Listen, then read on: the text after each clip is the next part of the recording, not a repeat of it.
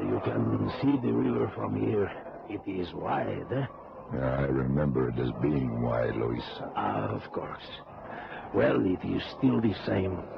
My countrymen will still cross it and try for America. Hopeful Mexicans. Do you blame them?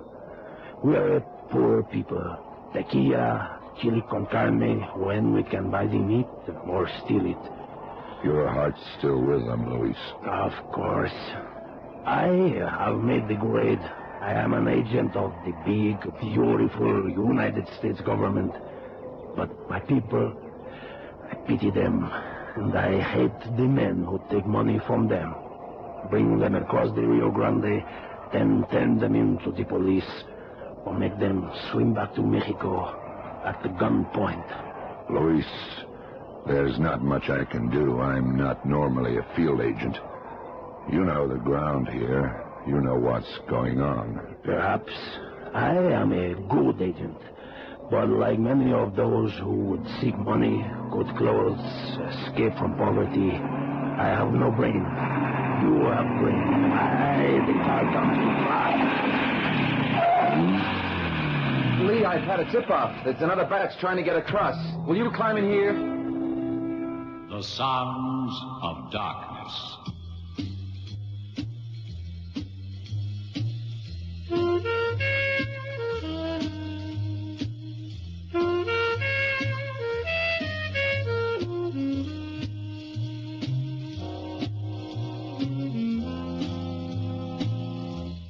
Lee Masters, FBI, who wages relentless war against crime. Lee Masters, the blind detective who challenges the sounds of darkness.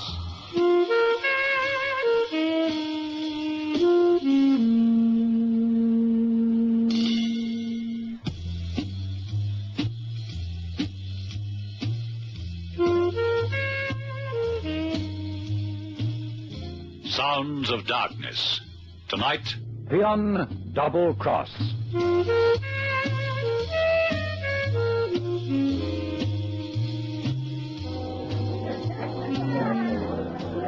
There wasn't much in that, Johnny. No, but Menderes gave me the tip-off a batch was coming over, Lee, so I thought I'd come up and give you a shout. And when we get there, there is nothing. It happened this way sometime.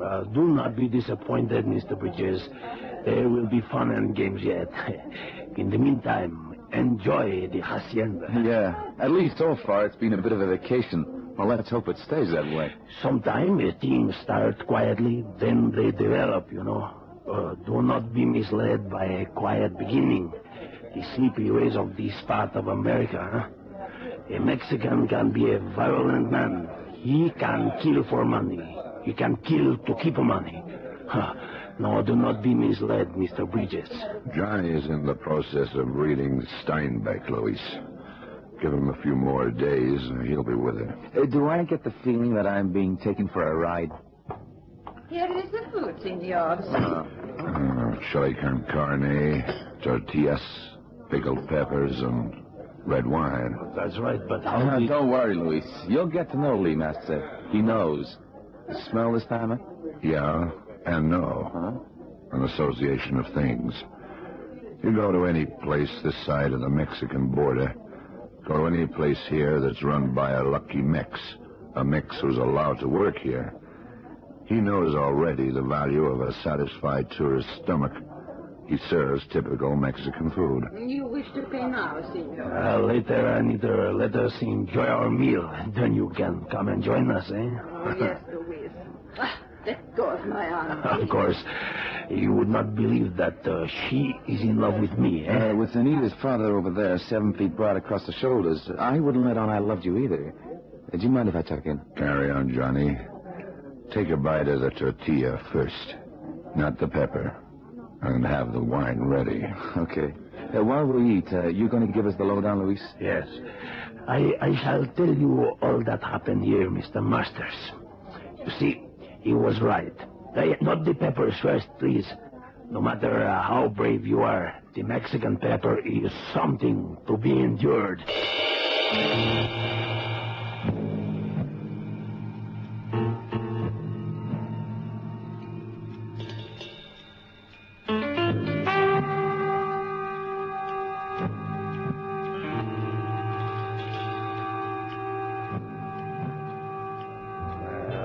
is briefly the story. The Rio Grande is wide, but the Mexican is forever hopeful. The fact that he is not a strong swimmer does not worry him. Many have died swimming across, you know. Yeah, that's very sad. But no matter how it hurts, how repugnant it seems, the law is the law. America is a big country. It, too, has labor problems. That's how the federal judiciary of my country sees it, Luis. Perhaps. Well, that's how I see it, too. I am paid to see it that way, but, well, it does not matter. But there are other ways of getting across, surely, Luis. Yes, there are other ways. But between here, the Rio, and the Big Bend National Park, this is the most popular way. What do these people pay to get across? Well, $100 each. It is a fortune to them. Then they're ditched, this side of the border. Turned in or sent back? Sometimes one, sometimes the other. Sometimes I am telephoned and I go to a certain spot at a certain time. As I wait there in the night, the boat come across. I arrest them. There is weeping, arguing, and they are sent back.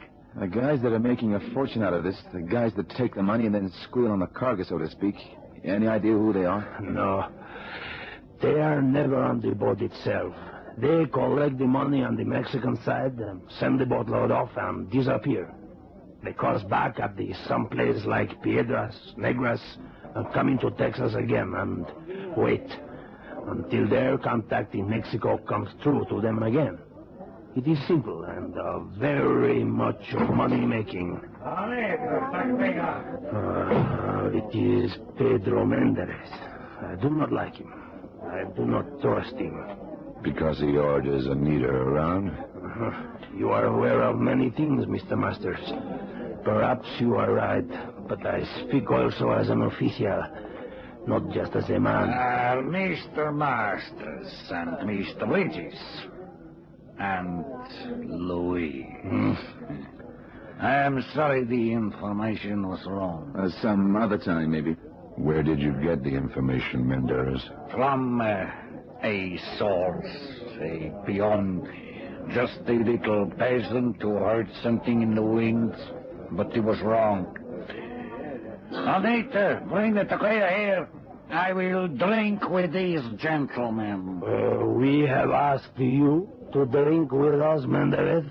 No, but you shall ask, because I wish to talk with these gringos, these superior officers of your very department. Sit down, Pedro. Take it easy, Luis. Here, senor. Thank you, my little chicken. Tell your esteemed father to write it down in a book for me, huh? Now, gentlemen, how can I help you? I am at your service always. Sometimes my information is good, sometimes not. Give him a match, Johnny. Huh? How did you know I was going to smoke? You have in your hands a very dry cigarillo, 4 inches in length, probably Parcos. You're running it between your fingers. It crackles. And you've sucked your lips, licked them, ready to put it in your mouth. Give him a light, Johnny. Surely. But...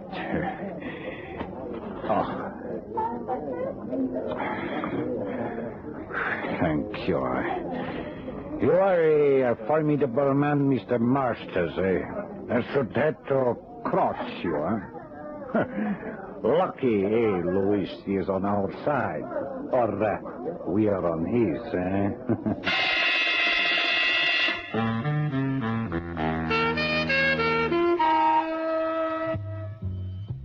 Oh, how are you, Sam? Oh, great, Lee. Just great. Missing you and Johnny. How's the vacation going? You're right. It is no more than a vacation at the moment. Wish you were with us? Oh, Lee, you know I do. And it's not fair to say that to me. Well, get yourself down here. Hey, you mean it? I do. We'll be down here for some time yet. You might as well join us. Oh, gee, Lee, that's great. We'll pick you up in San Antonio tomorrow morning. How'll I know where to find you? Get to the New Texas Hotel. Uh-huh. Wait there for us.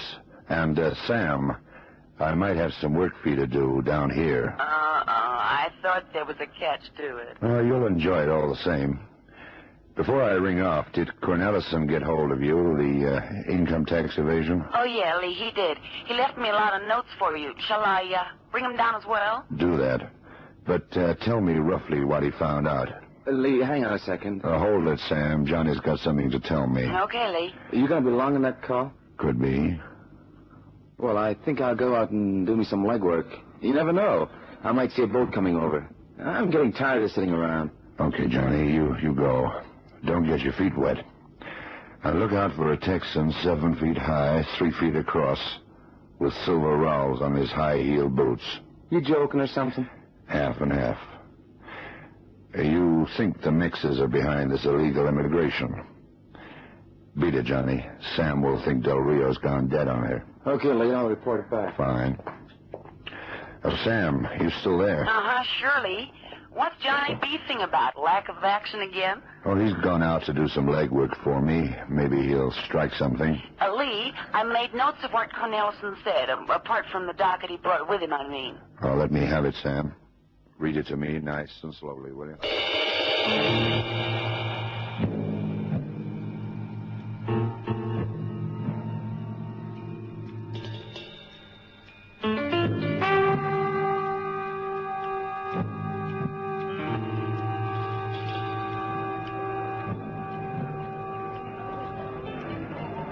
Let's have a look. They're shouting and arguing down there.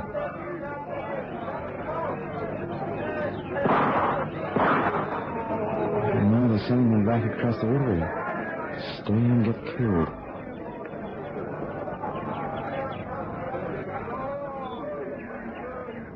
And there they go, back across the Rio Grande, having paid $100 each to set foot in American soil. Yeah, it's an expensive $100. 2 feet down on the ground, they're back in the boat with slugs whistling around your ears to see you don't come back. Another reminder not to come back. Yeah, that guy there seems in charge. Max? I can't see from here. But I'll watch him and follow him when he leaves. I can either pick him up or maybe he'll lead me to someone. 7-foot Texan. What a break. Leave back at the hotel, and by luck, I come down here. Now to stay where I am until that guy down there makes a move.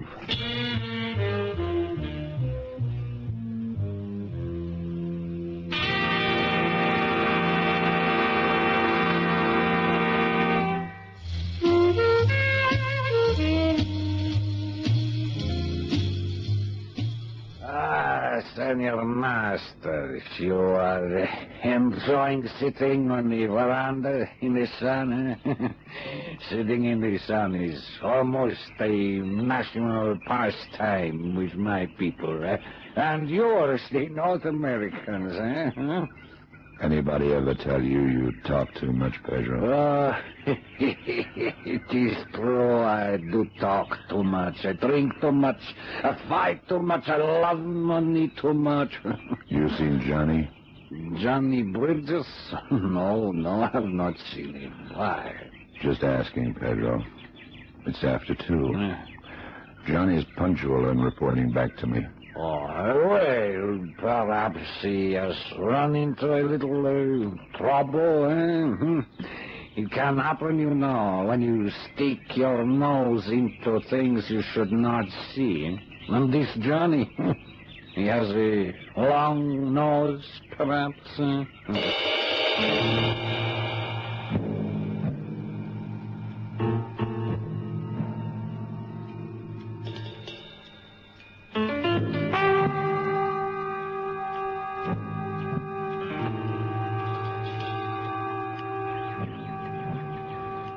No, he hasn't seen me yet.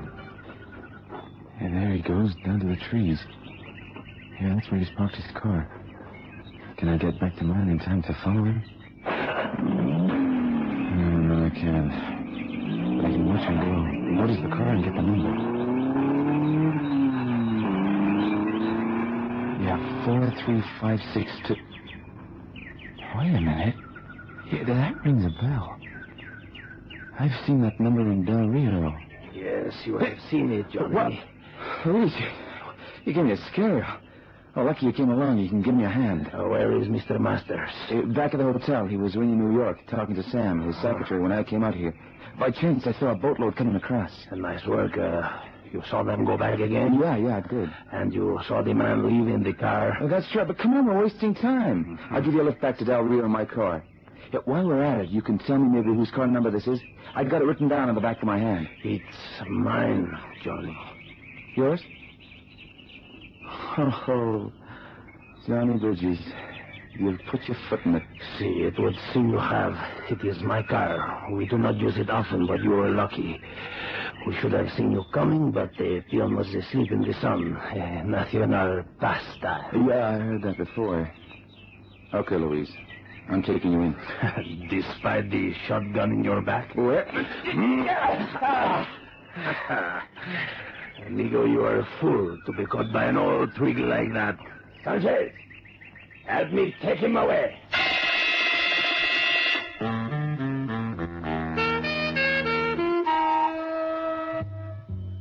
Johnny hasn't phoned in yet. Johnny, wherever you are at the moment, I hope you've remembered some of the things I taught you. I got a feeling you'll be needing them. Now, let me think. I could have seen a crossing. That's the first promise. Could have gone in and been clobbered. Or he could have waited, which I would have done. Observed. And come back here to report. So he's been caught. Menderes was with me all the morning. That means nothing. Luis Bonfega? Oh, maybe.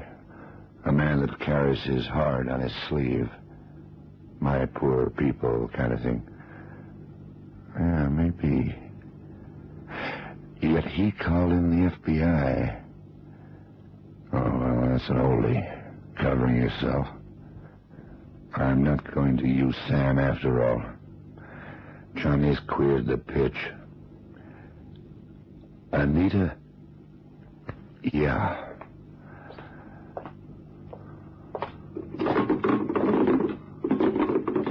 Reception? Get me Harry Bridgman, chief of police here. Yes, sir. Oh, put the phone down, sir. We'll ring back.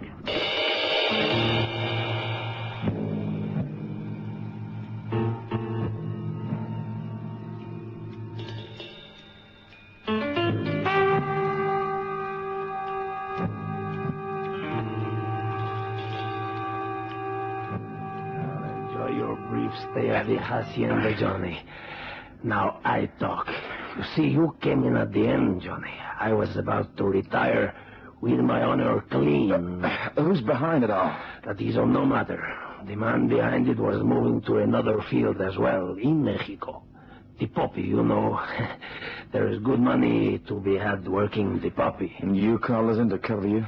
So when you packed it, no one could finger you? That's right. A clean record and money in the bank. You and that blind fool would have gone back to New York having found nothing.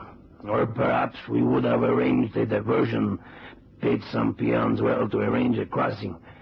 You would have caught them, and they would not have squealed. So your honor satisfied, too, you would have gone back to New York. But the crossings would have gone on. Of course. But in other hands, the principals are not only seen any longer, but receiving a cut. It's clever, eh? Yeah, well, do me a favor. Light me a cigarette, will you? Of course. You will have to stay tied up like this until tonight. Then I am afraid the Rio Grande. We could not afford to have you talk. You and the 7-foot Texan. What? You joke. I admire you. You Americans can joke in adversity. Yeah, give me a cigarette and I'll smoke and joke. Here. Thanks, pal. Yeah, that's for tying my hand so tightly. I was always good with a pointed shoe. Oh, you gringo. Oh, no. Something better. Anita! Anita! Louis? Bring me chilies. Peppers, quickly. I have a talkative man here. I will make him wish he never had a mouth. Quickly, woman. Even she's in on it, huh? She hates her father. She loves me. I have money. That is your answer.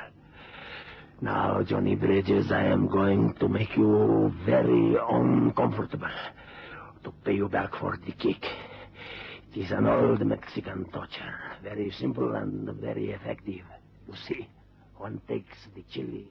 You are going to enjoy the peppers, Johnny Bridges? Not particularly. Louis, it is not necessary to do this. He's a policeman. There can come much trouble from this. Oh, please, Louise, let us leave Del Rio. Let us go, please. Leave this one to talk. Do not be stupid, Anita. And after the chilies, you will kill him. Leave men's work to men, Anita. Now, No. hand me the ball. No, Yes. because it is wrong. No. This is wrong to cause pain and later to kill. And the business you have done with our people crossing the border, it is sinful. Pass me the bowl of chilies now and shut up, Anita. You say you love me. For my sake, do not harm this man. Louise, please do not do it. Let us go now. They will never find us. Madre mia, Anita, you are annoying me. Please, Louise, listen to me. Let go of my arm. Oh, Louise, Louise. Oh, no. Now, that will teach you to annoy me. I'm sorry, Anita, but this is a man's work. Go now. Yes, Louise. Louise, you will regret this. You're real chivalrous, aren't you? You're a fool, you know. Lee knows what's going on. You can fix me if you like, but we'll get you in the end. You think so? Then he dies too. Now, to crush the chili and to force you to open your mouth. There you like, eh? Now to tie the mouth up, so you cannot get spit out the chili. Now you must swallow or be in pain.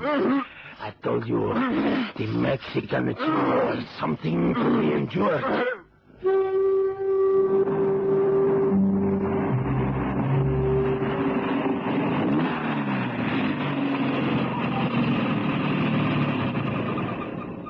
Mr. Masters!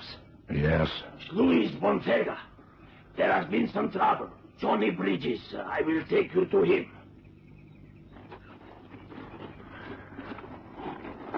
Is he all right? Yes, I think so. But I know where he is. They have got him. Into the car, Mr. Masters. We will go there now.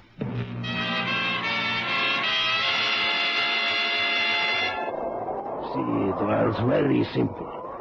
Bridges will die tonight, and you will die now. Push over the top of this cliff. You're a fool, Luis. A man with a gun in his hand, money in the bank, a fool. You are the fool, the Masters. You know where Harry Bridgman is. He's gone with Menderes to talk to Anita. My idea. I thought Menderes might have been the one, but then your too obvious sympathy, your heart on your sleeve. Ah, you suspected it. Oh, clever. But with Bridges tied up and now chewing chilies, your sight was taken away again, so to speak. As you say, you were too slow. Anita will not talk. Women always talk. I was going to have my secretary, Sam, get into her confidence. When I first started suspecting you, Harry Bridgman can do as well, if a little brutally. I do not wish to kill you, you know. I admire you. You have the brain, but it must be so. Stand up, Lee Masters, and walk backwards. No. It will be less painful, just the fall, then finish. But the bullet, you will feel it all the way down as you fall. Stand up, Masters.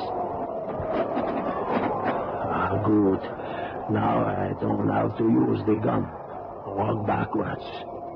or I push you. Now.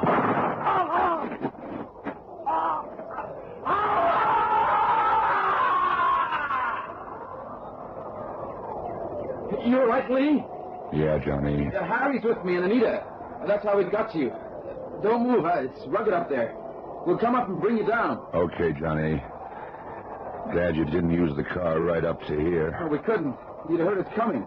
You stay there, Lee. We're coming up to you. When you get here, Johnny, we'll drive to San Antonio. Pick up Sam. All the way down here for nothing. Poor Sam.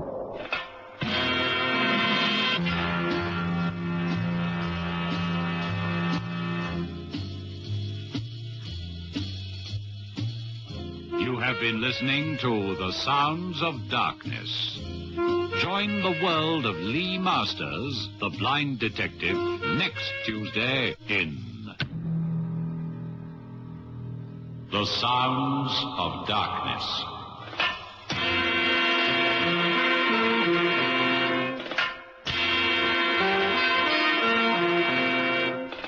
The Sounds of Darkness is produced by Gerry van Beek. Johnny, what's happened to New York? I'm not with you, Lee. Well, we've been here 2 weeks. 2 whole weeks. And no crime has come our way. I seem to remember statistics to the effect that a major crime is committed in New York every 75 seconds. Well, they certainly haven't been coming our way. Well, for my money, it makes a nice change. You know what I feel like? I feel like watching the boxing. Watching? But, Lee... Yeah, I know. I can't watch. But that's what I've got you for, isn't it? You're supposed to be my eyes. Well, we'll combine a little business with pleasure tonight. Okay. I want to see the big fight at the Garden. So we'll go along. And you'll see how good you are at explaining to me exactly what's going on. I want a blow-by-blow description of the fight. And heaven help you if I miss a blow.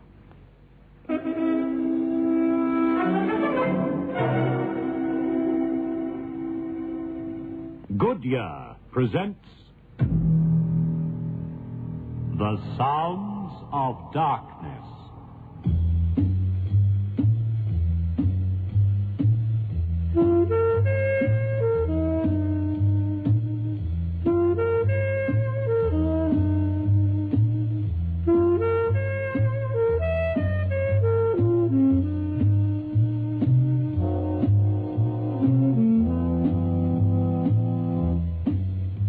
Good evening. The Goodyear Tire and Rubber Company, makers of passenger, truck, and tractor tires for every requirement in South Africa's farming, commerce, and industry, bring you Lee Masters, the blind detective who challenges the sounds of darkness.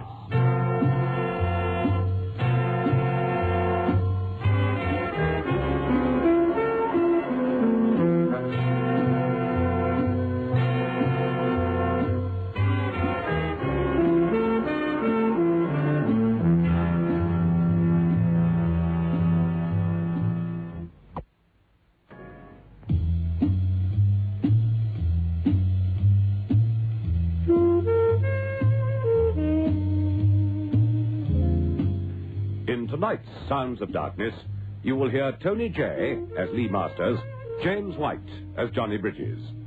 Other than the cast are Louis Ife, Adrian Steed, George Carellin, and Hugh Rouse.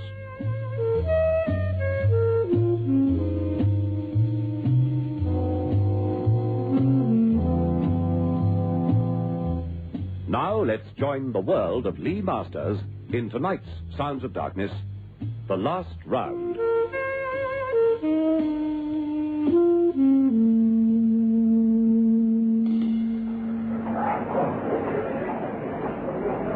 Sailor Pavlovsky's coming down to the ring now, Lee.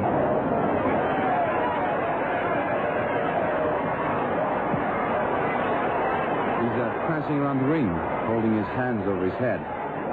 They've made him favorite. 6-4 on the Sailor. You fancy him? Yeah. Well, I reckon Tiger Jackson will stop him inside 6. Oh, you gotta be joking me. No. Tiger Jackson's well over 30. This guy's young in his prime. Yeah, I know.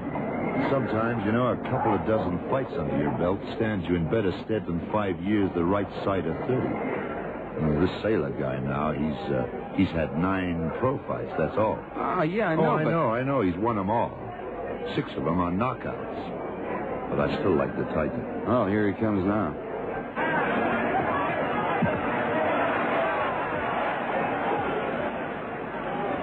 Not such a reception as the Sailor, huh? He seems kind of, I don't know. Kind of what? Well, he's not looking around and smiling the way the other guy was. He's walking kind of slow. His head's down. Sort of looking at his feet. He's getting into the ring now. He's not playing to the crowd at all, this guy. He's going straight to his corner. He's sitting down. He doesn't look much to me. What's Sailor Kowalski doing? He's standing in his corner, hands along the ropes behind him. He's sort of leering at Tiger Jackson. His Polak sure looks confident. Well, when you get a fighting Pole, he's usually pretty cocksure. You say Jackson doesn't look so good. I've certainly seen better. Ladies and gentlemen, a 10-round contest at the welterweight limit of 147 pounds. On my right, at 140 pounds, Tiger Jackson.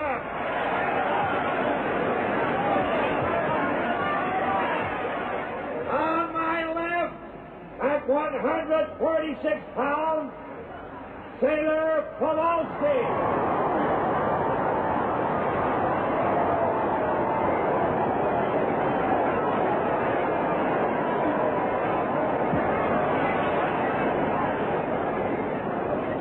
Certainly with the pole, all right. He's got them both in the center of the ring now.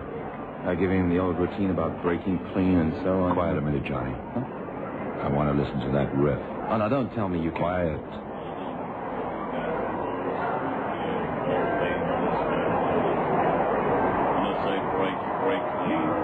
Okay, so the horse didn't win.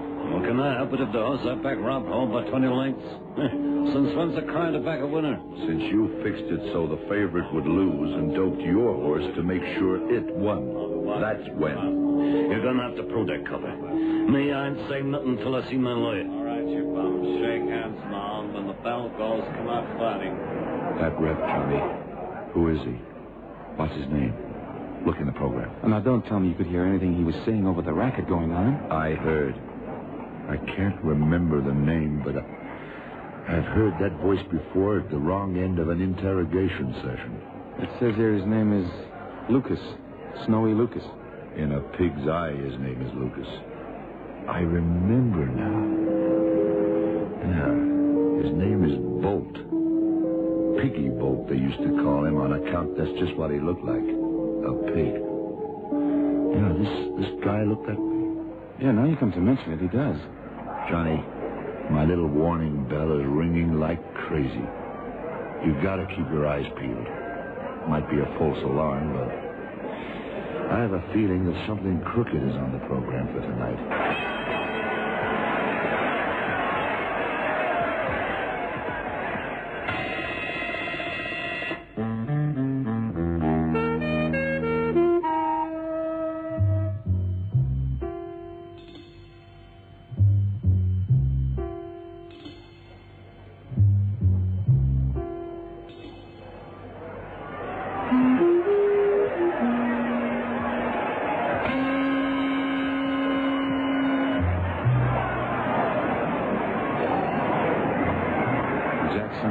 Two quick lefts to the jaw. And Sailor really looks as if he's in trouble. He's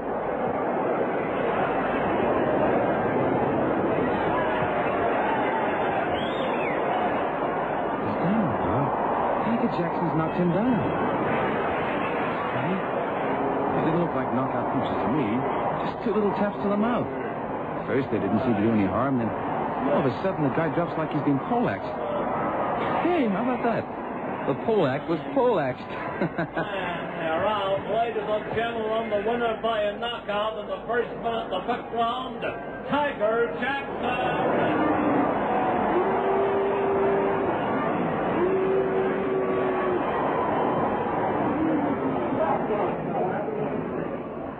What is it, Johnny? What's the matter? Pavelski isn't moving. He's just lying there. I'm trying to bring him round. Not a chance. Hey, that guy really is out. How do you figure that? A little tap and he's still unconscious. If he is unconscious. You don't mean he's... I don't know. But with Piggy Bolt around, it's only natural that things should smell. Come on, let's get moving. I want to be in the dressing room when they carry that guy in.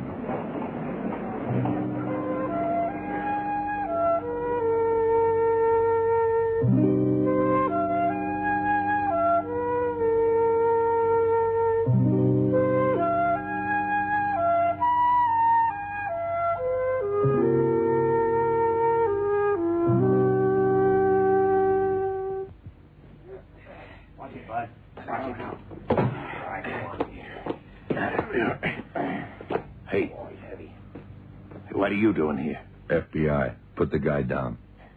Over here, Snowy. How is he? My boy's hurt bad. I'm Sailor's manager. He's hurt bad. I don't feel any pulse here. He's not breathing. Yeah. Somebody's got quite a lot to answer for. This was Pavelski's last round. He's dead? Are you trying to say my boy is dead? He's dead. And just to make the party complete, his breath smells of bitter almonds. Potassium cyanide to you.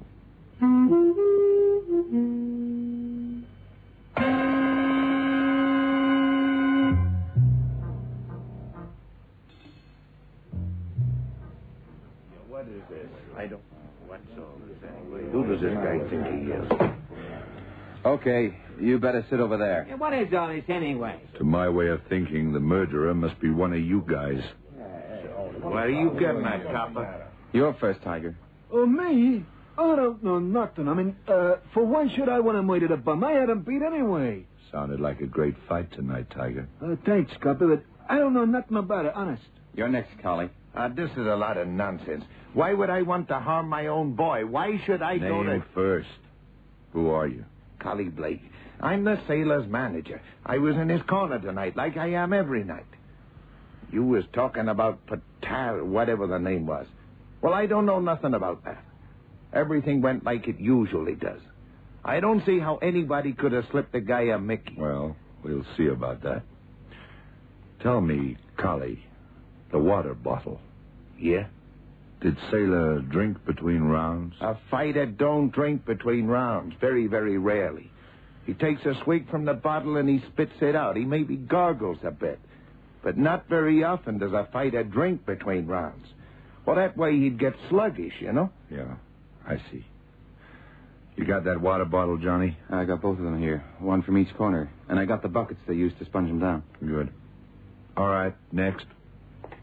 Well, I'm Snowy Lucas. I was ref for the fight. I can't tell you nothing. Yeah, Mr. Lucas. That's right. Would it have been at all possible, in any way, for anything to have been introduced into Sailor's mouth from Tiger's glove? Come again. You mean could the guy, Tiger, could he have had this poison on his glove and pushed it in the Sailor's mouth? That's what I mean. Hey, now listen, I didn't do nothing. I'm not asking you, Tiger. Well, Mr. Lucas, would it have been possible?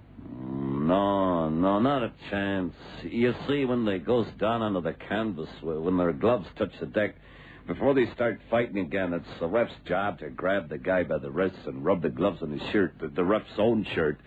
Well, that way you get rid of the rosin, you know. They put the rosin on the canvas so the guy won't slip. Well, a dirty fighter will try to keep this on his gloves. So that at the first opportunity, he can rub his glove in the other guy's eyes and temporarily blind him. Yeah, that I know. Yeah, well, like I said, tonight's fight was clean. There was nothing like that. When Tiger did go down, I made sure he wiped his gloves clean. Yeah, I see. Well, there's just one thing that worries me, Mr. Lucas. Yeah? What's that? The fact that your name isn't Snowy Lucas. Huh? It's Piggy Bolt. And the last time you and I talked, you were dodging a rap for doping a racehorse.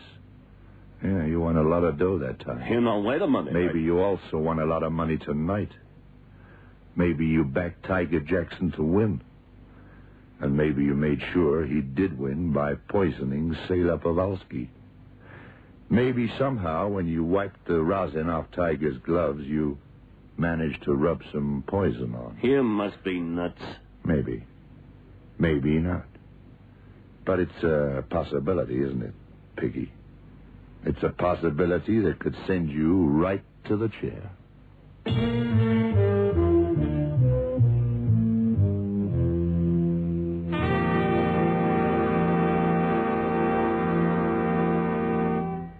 You're listening to The Last Round, tonight's Sons of Darkness, brought to you by Goodyear, the greatest name in rubber.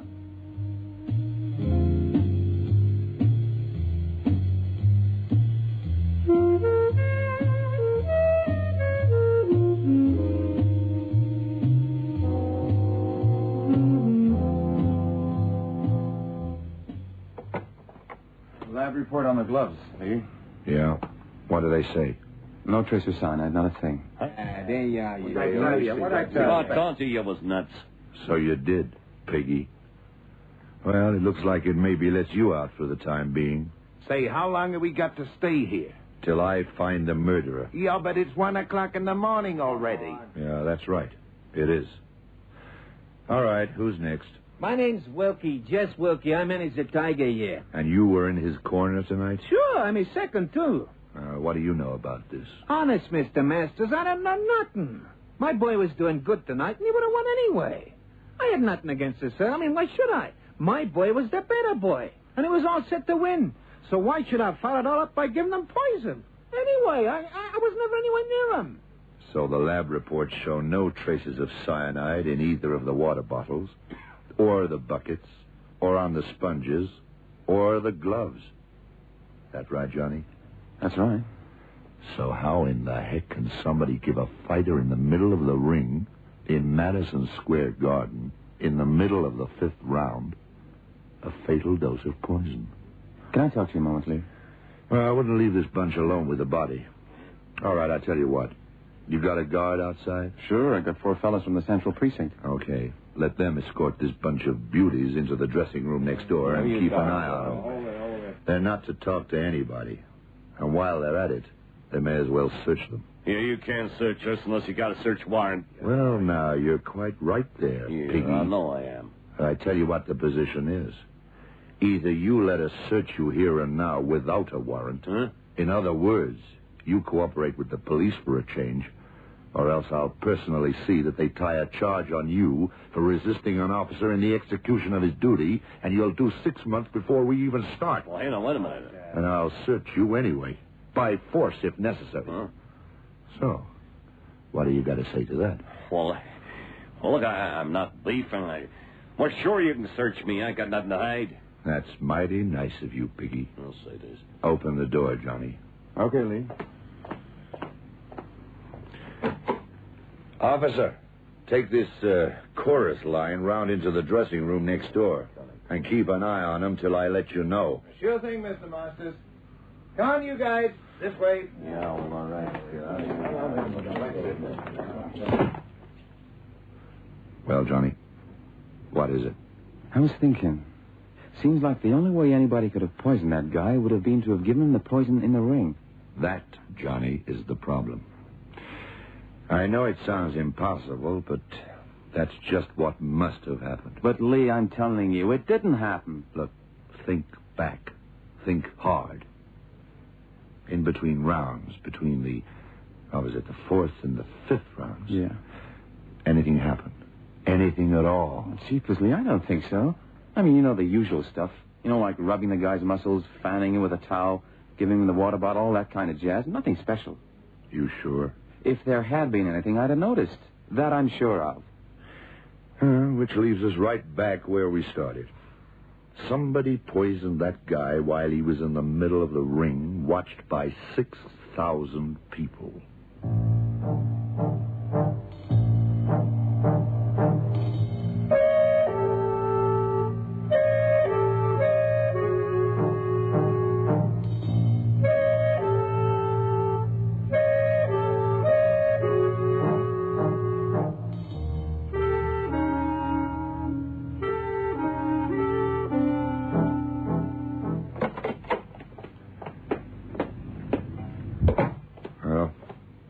What did you get, Johnny? Lucas, or Bolt, or whatever his name is, was telling the truth.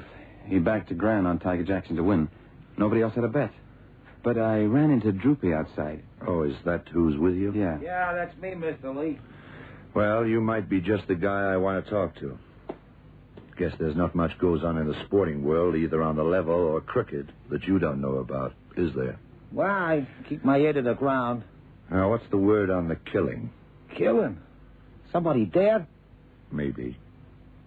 How was the money going? What was the betting like on the fight tonight? Last night. Ah, you mean Sailor Kowalski and Tiger Jackson? Yeah, there was big bread floating around on that one. A lot of dough, huh? You asked me, the syndicate climbed in on this one. As big as that, huh? Yeah. And these guys don't open their eyes under $100,000. The way I heard it, they stood to win $500,000. And they won, of course. Of course. When the syndicate bets, that ain't a gamble. That's a certainty. One way or another, they make sure of that. Yeah. Okay, Droopy. Thanks a lot. See you around. Here's something for your trouble. Ah, gee, thanks, mister. It wasn't no trouble. For you, Mr. Lee, it's only a pleasure. You know that. Sure. Have a drink anyway. Yeah, okay, Mr. Lee. I'll see you around.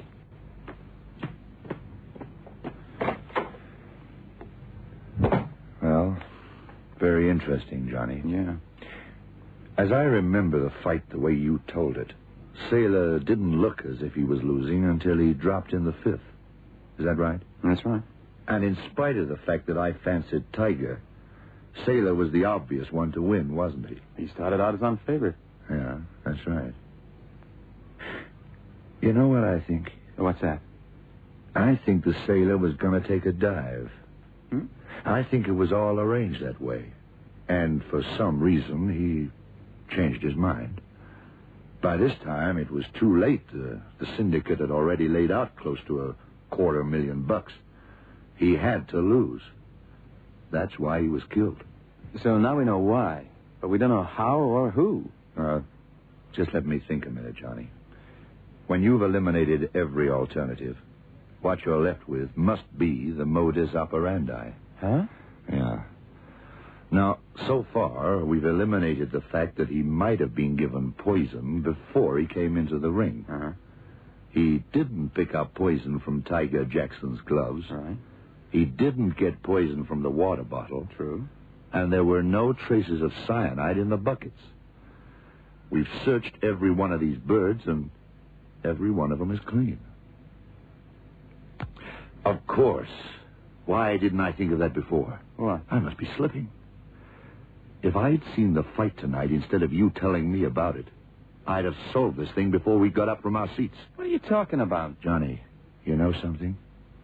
I think I know how this thing was done, and I think I know who did it.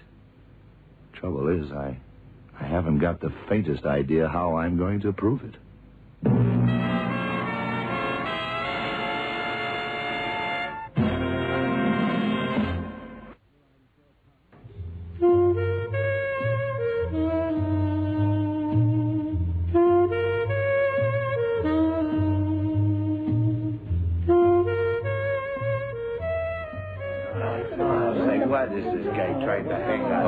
Okay, gentlemen. I've called you all back in here to tell you that in any moment from now, you can all go home. That's the nicest thing you've ever... All of you, except one, that is. First of all, I'll tell you why Sailor Kowalski was murdered. And this isn't guessing. We've checked, and we know. About 2 weeks ago, the syndicate approached Sailor through a third party and offered $20,000 for him to take a dive. Sailor agreed. The third party clinched the deal and took the $20,000. When he went to give Sailor his share, the Pole had changed his mind. No amount of persuasion on the part of this third party could get the Sailor to throw the fight. Now, our friend, Mr. Third Party, was in trouble. The syndicate had laid out big money. Sailor had to lose. On his form, he was a cert to win. So, Mr. Third Party, the murderer, hit upon a bright little scheme. He got hold of some prussic acid. Yeah, I know where he got it from. The poison was put into a soluble capsule, long and thin. And then the capsule was put into the sailor's mouth. What are you talking about, copper? Your brother-in-law develops photographs, Collie. Bet there's plenty of potassium cyanide lying around his darkroom. Yeah? You put the capsule in the sailor's mouth, didn't you? You're nuts. When did I get that chance? Before round 5 started. In the ring, in full view of 6,000 people, you slipped the capsule in his mouth. Oh, the gum shield. Of course, the gum shield. That's right, Piggy. Who handles a fighter's gum shield? Only his second. Prove it. I'd like to see you prove it. Just before the 5th round started, you slipped Sailor's gum shield back into his mouth. Only this time, the cyanide capsule was stuck to it. You knew with a couple of punches to the mouth that the capsule would burst and that the sailor would swallow the poison. And that's the way it happened. Talk. Just talk. Prove it, copper. I have proved it. That gum shield went to the laboratory. They found the traces that I need. Why, you... Get him, Johnny. All right, I did it. What could I do? It was him or me. You know the syndicate. If Sailor had have won, they'd have rubbed me out for sure. I didn't have no chance. Thanks, Collie. I got 3 independent witnesses to your confession apart from the police. Take him away. Okay, come on, Collie. Come on now. Come on. Okay. Well, maybe I'm not such a bad gambler after all. A gambler? What are you talking about? I didn't have that gum shield tested. What? It wouldn't have done any good. In the first place, all traces of cyanide would have been washed off it by the saliva in the mouth. And in the second place, it wouldn't have proved anything in the first place. You were bluffing? Yeah, I bluffed him into squealing in front of witnesses. He'll make a full confession down to the Central Precinct. That's the only way we could have got him, Johnny. Next time, I suggest a night off watching the fights. Just sock me one, will you?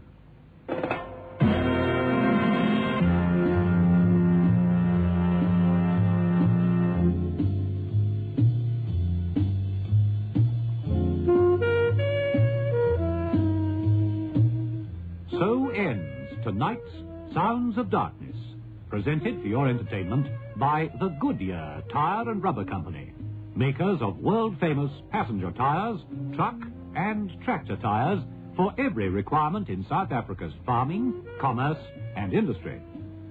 Join us next Friday and every Friday night at 9:30 when Goodyear will again present the blind detective Lee Masters in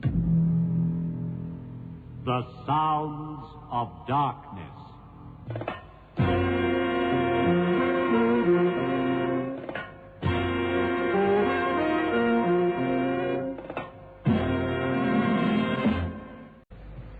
There are, for example, 2 distinctly divergent schools of thought on the question of whether there is an essential difference in kind between one entire group of mental disorders, which are called neuroses, and another, which we know as psychosis. Dr. Lincoln. Yes, Lee? Surely, in practice, this distinction is a useful and convenient one.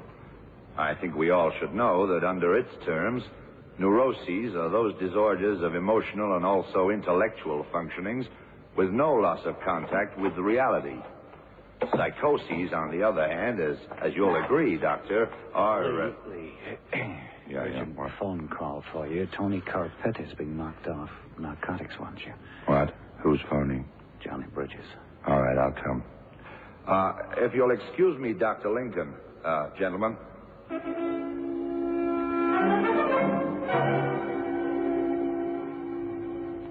Goodyear presents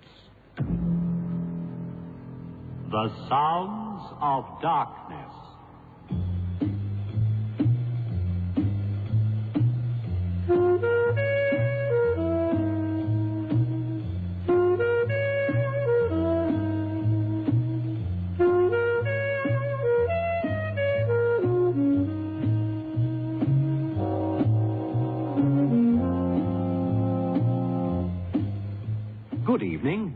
The Goodyear Tire and Rubber Company, makers of passenger, truck, and tractor tires for every requirement in South Africa's farming, commerce, and industry, bring you Lee Masters, the blind detective who challenges the sounds of darkness.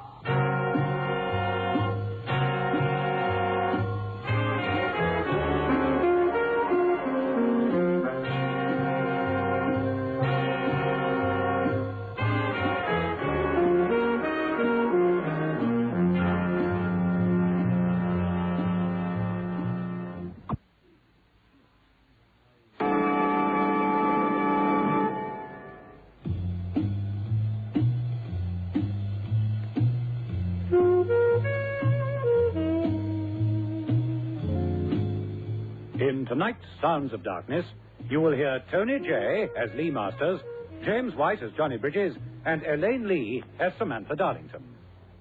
Others in the cast are Hugh Rouse, Brian O'Shaughnessy, and Gordon Mulholland.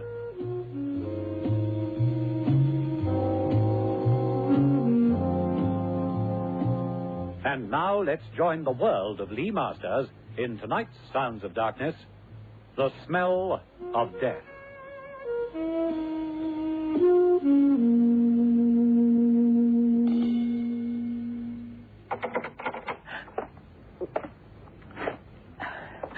Hello, Johnny. Sam. Hi, Lee. You got my message? Yeah, I got it, Johnny. During the lecture. Dry your eyes, Sam. All the crying in the world won't bring him back. I'm sorry, Lee. I wasn't really crying. Well, stop sniffling then. I heard it the moment I came in. That's how I knew you were here. Sorry, honey, but take it easy. All right, Johnny. When, where, and why? Well, I don't know all that much about it, Lee. He was out on a case, as you know. Either a junkie or a wheeler got him.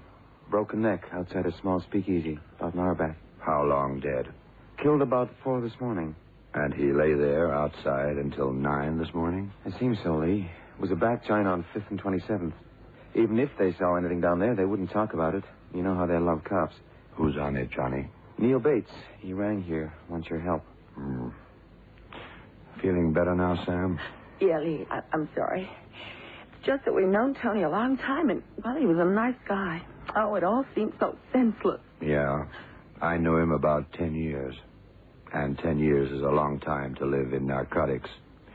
He could have got bumped off a long time ago. For, say, about 5 years, Tony's been living on borrowed time. Look at it that way, Sam, and it won't hurt so much. Gee, thanks, Lee. I'm sorry I'm so snivelly. You want me to get Bates for you? Please. And a cup of coffee. Black, like Johnny's there on the table. Oh, Bates first or coffee, Lee? Coffee, Sam. Okay. Johnny, did they circle off the area? Yeah, Lee. Bates said to tell you it's being held that way until you look at the scene. Why not homicide?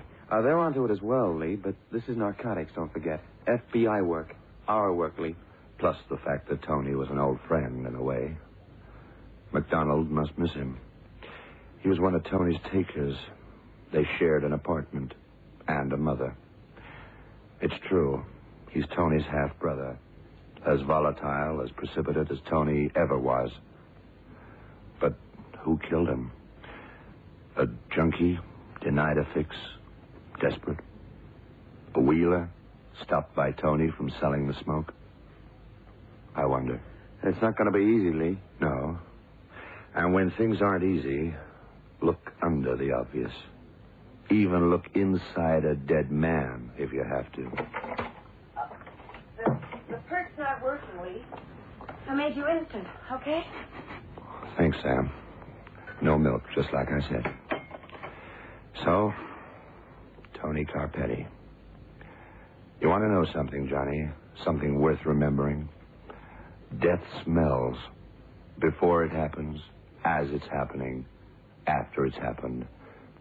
Smells like burnt milk. Sharp. Acrid. Sam, get me Neil Bates, will you?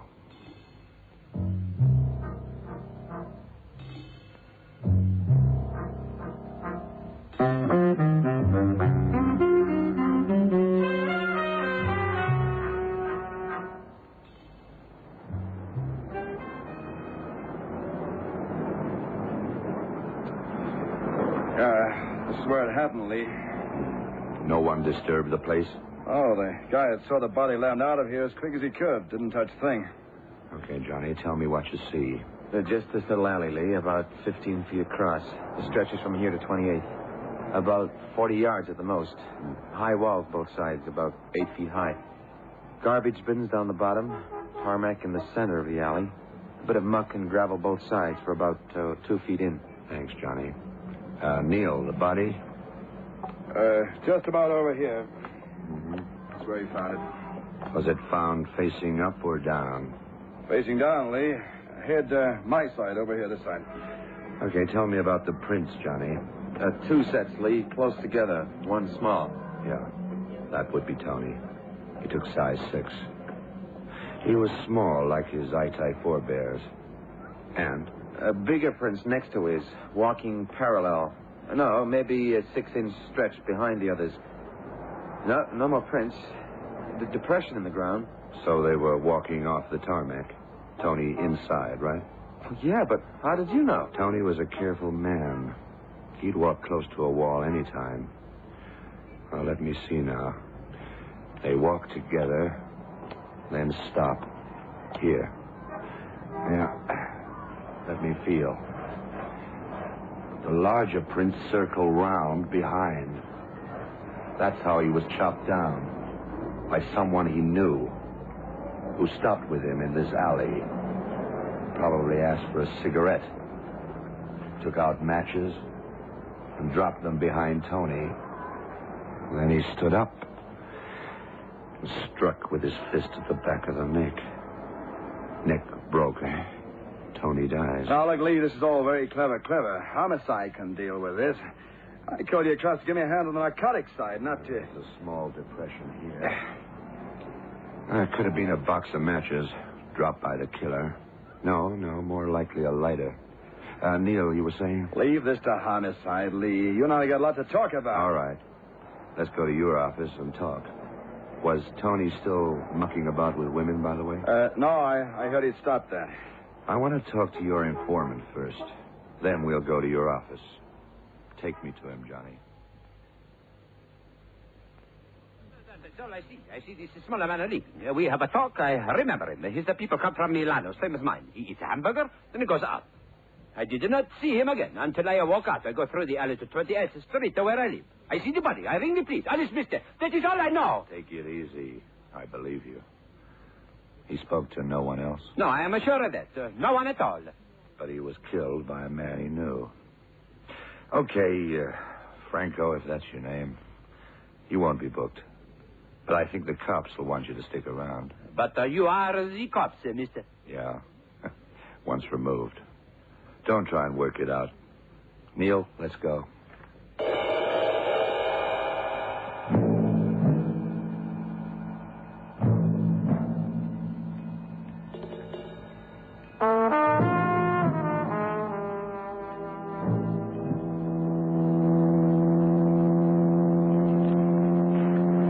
They haven't got the strangler yet, Lee. Should strike soon, so Kearney says. It's after the 24th. What does Kearney know about crime, Johnny? Or the phases of the moon? Or the meaning of killings on the 24th of each month? Well, he is the DA, and boy, are they kicking at him. Why don't the police safeguard the lives of every citizen? Why don't they do something about it? Yeah, I should hate to be in his shoes. The strangler's a nut. They'll get him in the end. No description, though. Clever nut. The way I admire him. Don't get me wrong on that, please. But he's bumped off 4 people. They can't even begin to find him. Admire a maniac, Neil? Possibly. Schizoids live in a world of their own. I can understand that. Is he schizoid, I wonder? Or just psychopathic? Hebephrenic? Catatonic? Paranoid? Well, that's the killing stage. Lee, you been attending FBI lectures again? Yeah. Doc Lincoln. He knows his stuff. Yeah, well, changing the subject. Any hunches on Carpetti yet? No, not yet. No hunches. Just a few deductions. He was onto something big, wasn't he? Yeah, heroin. Gonna crack it, too, he thought. Yeah, he thought.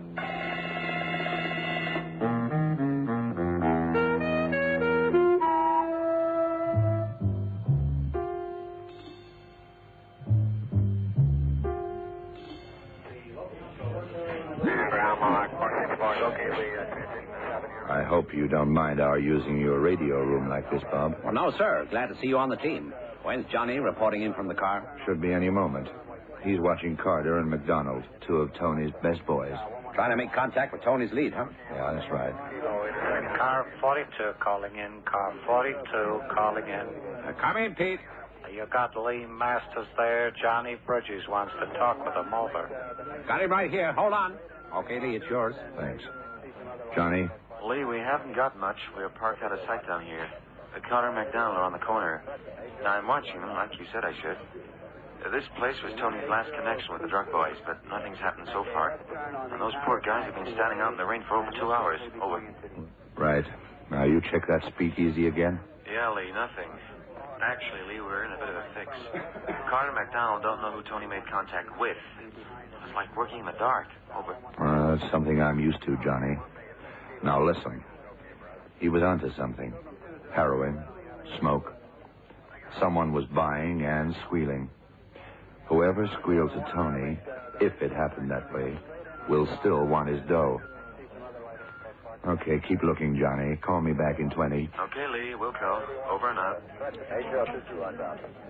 You know, Bob, it's the wrong way round. What is, Lee?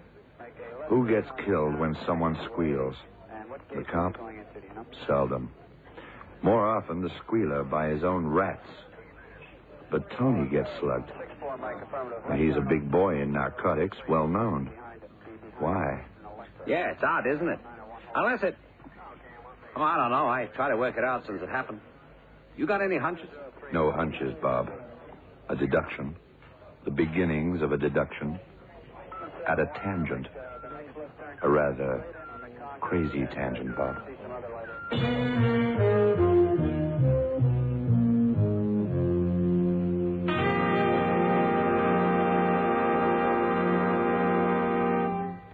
You are listening to The Smell of Death.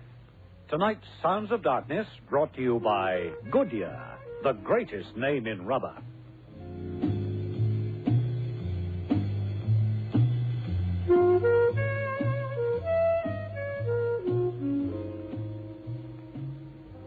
Is McDonald on duty? Yeah, Lee, he won't disturb us. You know, for someone so close to Tony, he seems mighty unconcerned.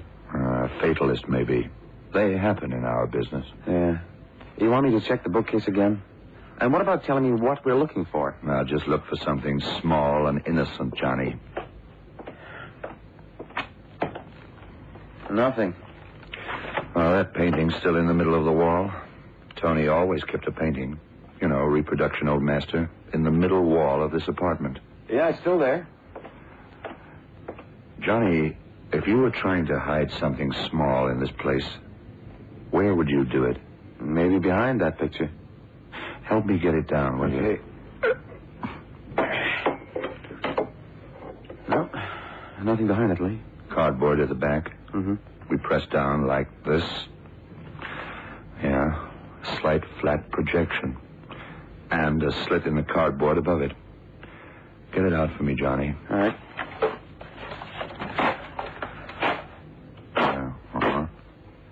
A diary? Right. All right, don't confirm it. He always kept a diary. Recorded his life in it, as it were. When Neil told me they'd found nothing, I... Read it to me, Johnny, slowly, from the beginning.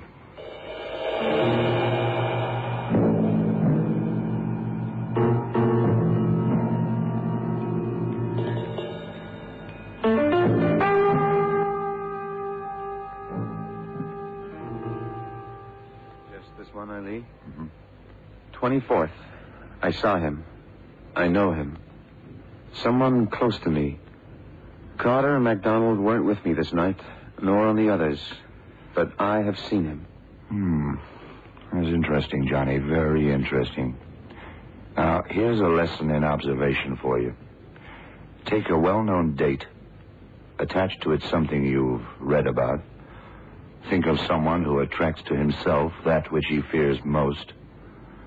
And think of someone who goes beyond the meaning, the implication held in this diary. Ooh, that's a real Lee Masters puzzle. Hi. Oh, yeah, what's hi. going on here? Oh, it's so delighted. I thought maybe the place had been broken into, huh? It's McDonald, isn't it? Yeah. And you got permission to bust into my apartment, huh? It was Tony's, too. Don't forget that. Sorry, McDonald. We were just putting out feelers. Yeah, well, the guy's dead. Leave him be. All right, so we find his killer, then we think different. But leave him be. He was a great guy. Yeah, he was. An unhappy man? Unhappy? Well, who's happy? He's dead, that's all. All right, McDonald. Sorry we broke in. Yeah. Oh, well, that's all right. Forget it. I could do with a rye. You won't join me, huh? No. We'll be going.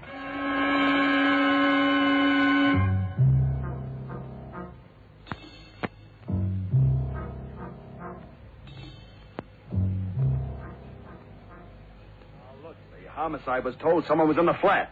This is before McDonald gets to you. 10 minutes after you leave, homicide arrives. Thinking maybe a mob was breaking up the place. Why didn't you get my permission first? What are you doing anyway? Casing the joint? Like we told McDonald. Just checking, Neil. Well, don't check without me in future, get it? Why so angry, Neil? Obsessed by something? I don't like being roasted by a half-baked, trumped-up chief of homicide, that's why. Well? Well, what, Neil? You know, you're confusing poor Sam. Aren't you gonna apologize or something? All right, I apologize. Yeah. Well, I guess you meant well, Lee, but for heaven's sake, let me know what you're doing, will you? Why didn't you phone through to me, Neil? Here at the office. Because I wanted to have it out with you myself. In person. I know you're the great Lee Masters, but to me, sometimes you're just a... Yeah? Oh, you're a great guy, Lee. I'm sorry. I'm a bit head up about Tony's death. The break he was waiting for that just hasn't broken. I guess I've forgotten, too, how you work. I'm sorry. Forget it. No news from Carter or McDonald? Oh, no, nothing at all. You sending Johnny out with him again? Yeah, tonight. If it's okay with you. I said I'm sorry. Don't rub it in. Lee, maybe Neil can explain the diary we found. Lee? Yeah. Neil, I was going to tell you about that. We found a diary in Tony's flat. You said you weren't in there looking for anything, Lee. I wasn't looking for it. I knew it would be there. But there's nothing in it, really. Just a half page toward the end. Something about dates, seeing someone. I better take it with me, I guess. I'll give it to him, Johnny. No, let me. Here, Neil. Thanks.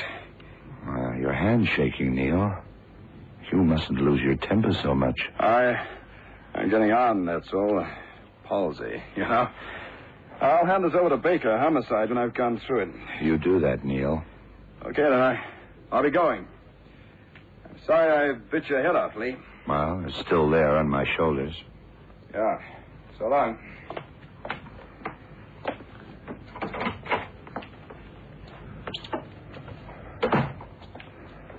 Well? Did I make a boo-boo giving him the diary? He's FBI, assistant head of narcotics. Wants to find Tony's killer.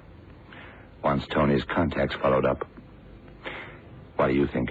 Lee, and I don't know much about psychology, but that was an unnatural reaction of his. He's been dealing with the straight cops for years, so? Or perhaps he is getting old and palsied, as he said. I was thinking about that conundrum you told me. Oh, yeah? Something I read about. Now, what's of particular interest recently? The Strangler. Now, that's step one. A psychopathic killer may attract to himself what he fears most, being found out. Or the man who's able to find him out. So Yeah, keep going, Johnny. Yeah, now, someone who seems beyond the meaning of the dates in the diary. Someone untouchable. Someone not connected with the 24th. The 24th of the last 4 months. Someone known to Tony Carpetti, seen by Tony Carpetti, on the nights he was out on narcotics, but Lee, it can't be. It can't be. Mania is not found as often as we like to think, Johnny. Pure obsessional mania, that is, without a schizoid imprint. Yeah, tension, irrationality, psychopathic mania. Johnny, what are you getting at? It all points to one man, Sam. The man who shouldn't be suspected. The man who killed those people and Tony Carpetti. Neil Bates. What? Who killed Tony because somehow Tony had found out. Are you out of your mind, Johnny? We've known Neil for years. Oh, Neil Bates, the famous strangler? Oh, nonsense. Well, Johnny, you're doing all right. Except for one thing. Yeah? The strangler hasn't killed again. Think about that while Sam gets me a number. Sam? Uh-huh. McDonald and Carter, Tony's takers. I'm going to ask them to meet us tonight. Then I'll ring Neil Bates. He'll be along, too. You're aiming for a dramatic showdown, Lee? With those two along to help? Well, we can do it on our own. Get me that number, Sam. Right. Well, I'm waiting, Johnny, for someone to react. That's all. It'll happen tonight. Can you beat it? Neil Bates. Well, if he confesses with Carter and McDonald as witnesses, you've got him sewn up.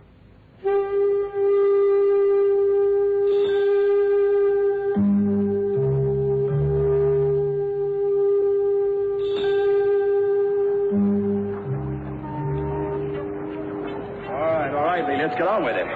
Now, you'll wonder why I called you here tonight. And why here. Sense of the dramatic, I suppose. I know who killed Carpetti. At least I think I know. I could be wrong. Not you, Lee. Tony was a friend of mine. He wasn't onto anything big. He wasn't going to break a case like Neil here thinks. Oh, what was he up to then? Did he have to drag us down here to this warehouse to play the brain, Lee? Tony was up to something in a way. He knew what was going on. What was that, Mr. Masters? He knew who the Strangler was. The Strangler who's been filling the city of New York with fear for the last 4 months.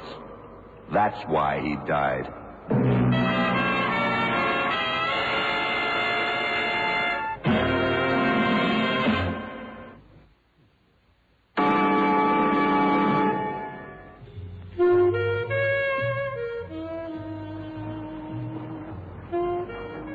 You, McDonald, you, Carter, or you, Neil.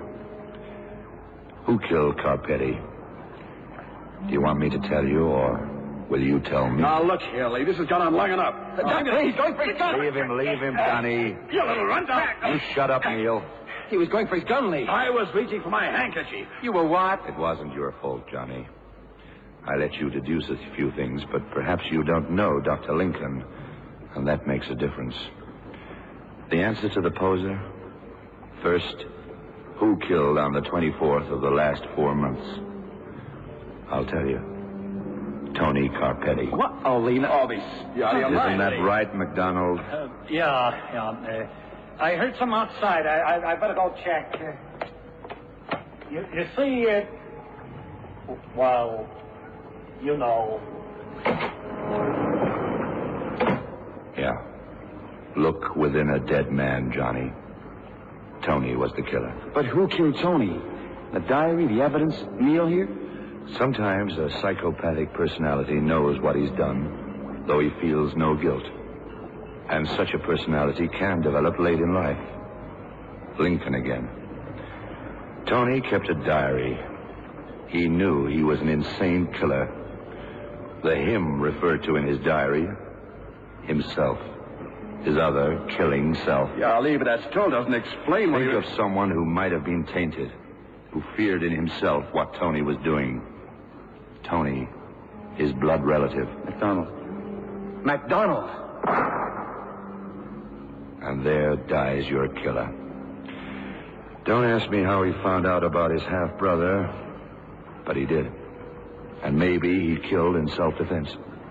It was the 24th, remember. Maybe a mercy killing. Yeah, but Lee, why kill himself now? He could have stood trial, got off. Fear, Neil, of what he might one day do.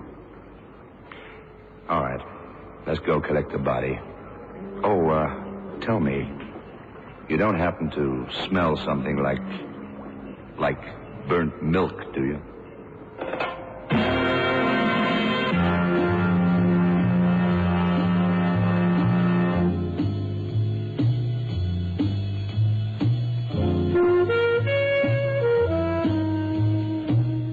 So ends tonight's Sounds of Darkness, presented for your entertainment by the Goodyear Tire and Rubber Company, makers of world-famous passenger tires, truck and tractor tires for every requirement in South Africa's farming, commerce, and industry. Join us next Friday and every Friday night at 9:30 when Goodyear will again present the blind detective Lee Masters in The Sounds of Darkness.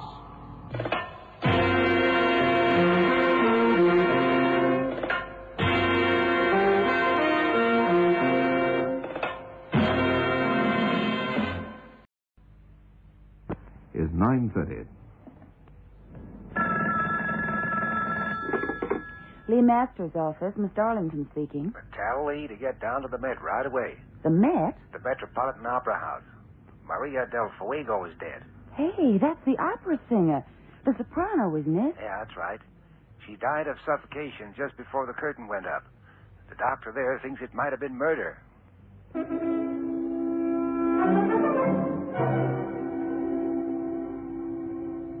Goodyear presents The Sounds of Darkness.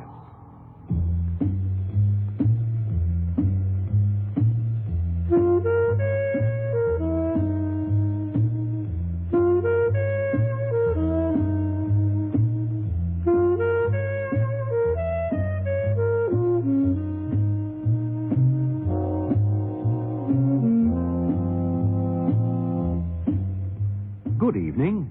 The Goodyear Tire and Rubber Company, makers of passenger, truck, and tractor tires for every requirement in South Africa's farming, commerce, and industry, bring you Lee Masters, the blind detective who challenges The Sounds of Darkness.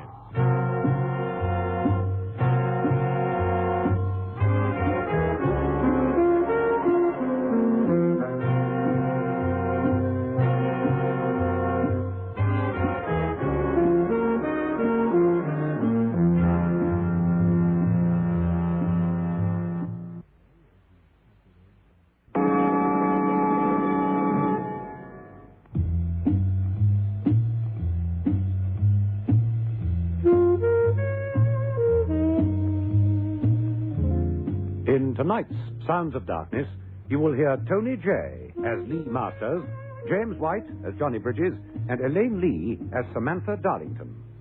Others in the cast are Gordon Mulholland, Patricia Saunders, George Carellin, and Hugh Rouse.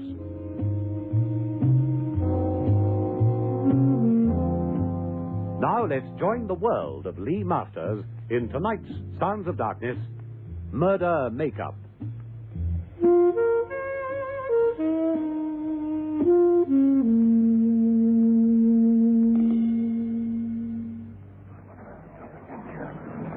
All right, Doc. Give it to me. I was in the audience tonight, just before the curtain was due to go up. Stage manager, I suppose he was, he came out of the curtains and asked if there was a doctor in the house. Those immortal words. Huh? Yeah. Well, it's the first time it's happened to me, actually. Anyway, I came around backstage, and Madame Del Fuego was in her dressing room there. And I haven't moved anything, by the way. I examined her. She was dead, and death seemed to be due to asphyxiation. But I don't see how... So that's why we were called in. Okay, Doc. Stick around, will you? I want to have a look at that body. Huh? But I thought... That's right. But Johnny here is my eyes. Come on, Johnny.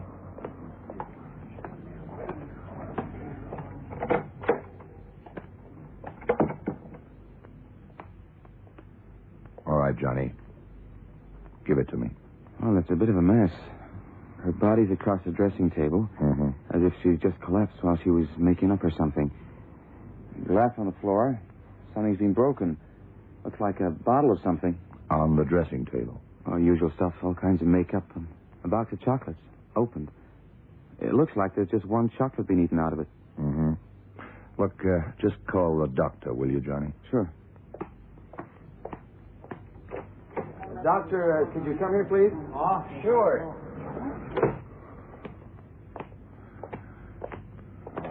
Yeah, Mr. Masters. Look, Doc, why don't you buy the suffocated angle? Oh, no evidence of strangulation, no evidence of having been smothered, and no medical history of heart spasms or any disorder that would have caused paralysis of the respiratory system. Oh, you've checked? I checked. I phoned her family doctor. She was in perfect health, apart from her occupational hazard of being about 40, 50 pounds too fat.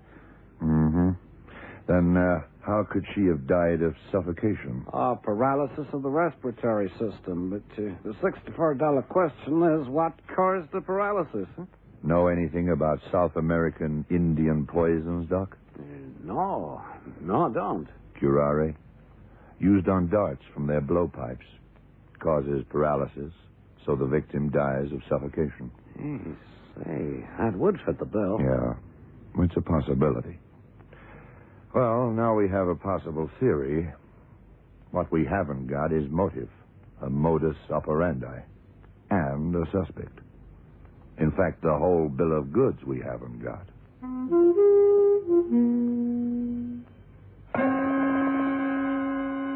So the understudy went on, Miss Harmer. That's right. Tell me, how long have you been dressing Miss Del Fuego? Oh, for the last 10 years. Didn't like her much, did you? Why do you say that? Your tone of voice. Tell me, would the understudy have had a motive for killing her? Look, in this business, understudies are always keen to go on, but I don't think this one was that keen. Did she like Miss Del Fuego? No, she didn't. Nobody did. She was a Yeah. I get the message. You have any reason for killing her? Oh, I suppose in your book, yeah.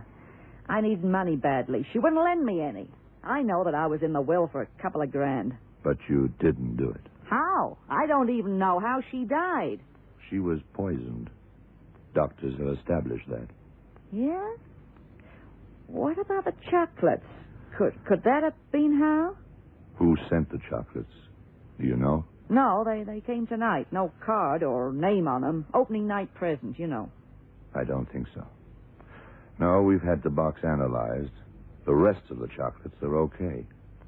If the murderer did put poison in only one chocolate, how did he know that she would take that one? Well, that's easy. It is? Yeah. The box she got tonight were assorted. She only liked one kind of chocolate. Cherry liqueur. And that's the only one she ate.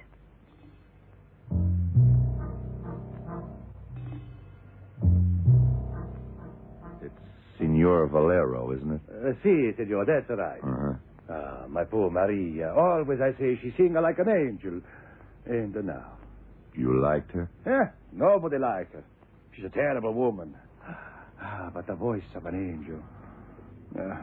I am so sorry about my cruel little joke now. Yeah? What was that? The chocolate. I sent her the box of chocolate. I know that she likes them very much. But she's on a strict diet.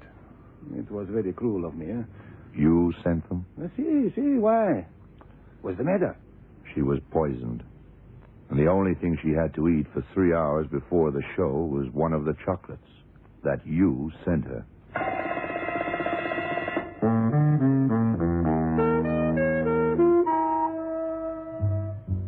Johnny, I'm stumped. She had nothing to drink. She had nothing to eat. Except that chocolate. How? I can't begin to think, Lee. Wait a minute. Yeah. That glass on the floor.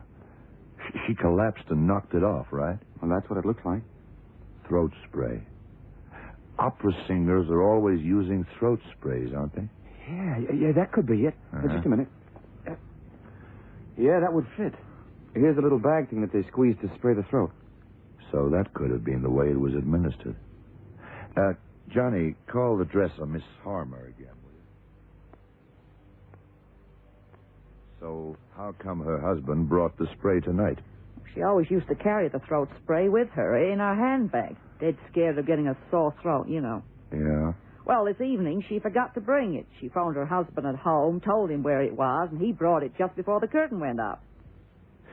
All right. Johnny, pick up those shards of broken glass with tweezers and rush them down to the labs. I want them checked for traces of curare poison.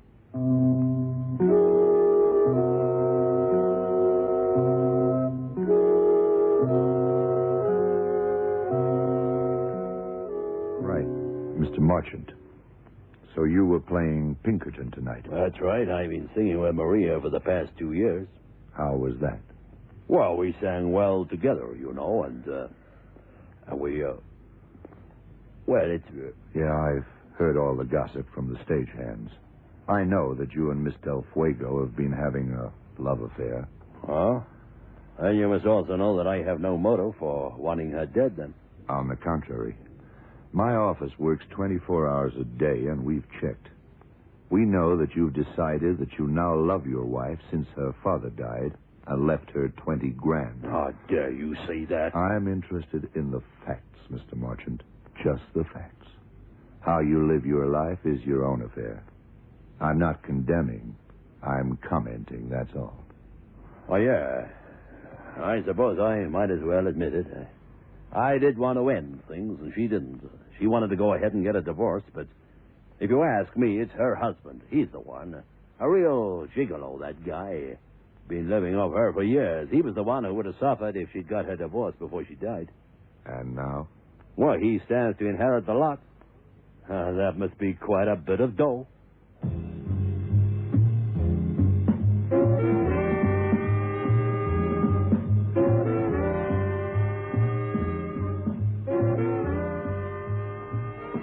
All right, Johnny. Now, give me the layout again, will you? Right. Well, there are just 2 dressing rooms up here. Maria's and Marchant's, the stars. This is raised about half a floor above the stage level. The other dressing rooms are down below. Yeah, I get it. Hey, Lee, what about a cigarette? Couldn't you have been poisoned that way? She was a non-smoker. Did you find that out? No, you told me when you were describing the dressing room and its contents. No ashtray, no cigarettes, no lighter or matches. Besides, singers usually don't. Oh. So what's the answer? Well, seems to me that everyone hated this doll. Everyone had a reason to kill her. And a lot of them had the opportunity. That husband could have been him with that throat spray. You haven't heard from the labs yet? No, not yet. All right. Now, let's go over this dressing room again, now that they've removed the body. Now, tell me again, anything that looks as if it shouldn't be here? No, I don't think so. On the dressing table itself? Lots of jars of cream, sticks of makeup, false hair, that sort of thing. Yeah, just go through them in detail, will you? All that makeup jazz. Sure. Well, first, there's this... Oh. Hello? Mr. Bridges? Yeah, that's right. Oh, this is police laboratories here. Those pieces of glass. Yeah, what did you find? Oh, nothing. Absolutely nothing. If she was poisoned, she didn't get the poison from the throat spray.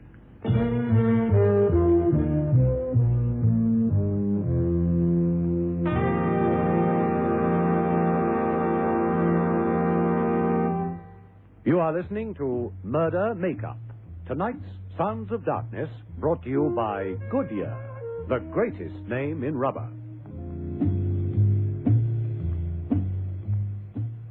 Well, that seems to let out the husband. Although he would also appear to have the strongest motive. Looks like we're back on the chocolates, huh? If she ate the one and only poisoned chocolate, how the heck are we going to prove it? Yeah, I see what you mean. Besides, I don't like that. No, for my money, that Valero guy is no killer. Anyway, his only motive seems to be that he didn't like her. Hardly motive for murder. Yeah. Right, now where were we? You were giving me the rundown on the makeup. Yeah, you want me to call them out? Yeah, there should be numbers on each stick. Call out what numbers she has. All right. These are all open sticks.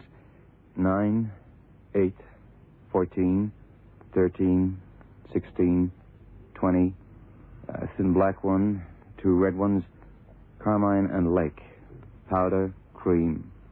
Now the full sticks. Well, it seems there's a full stick for every half one that she's using. That's funny. Huh? I wonder... Call that dresser again, Johnny. Okay.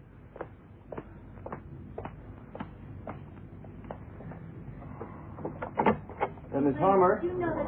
Yeah, okay. Miss Harmer. Was it part of your job to see that Miss Del Fuego's makeup was kept complete? Yeah, that's right. Heaven help me if I forgot. Did you forget? Tonight, for instance? No. No, I didn't. Why? It would seem that as well as one stick of each that she was using, she also had a full unopened stick of each number. Yeah, Is that's that right? Very fussy she was about it, too. So where's the number 5? Come again? The 5, the number 5. How come there's no half-used stick and no full stick? But there is. Well, there should be. I mean, there was last night. That I know for sure.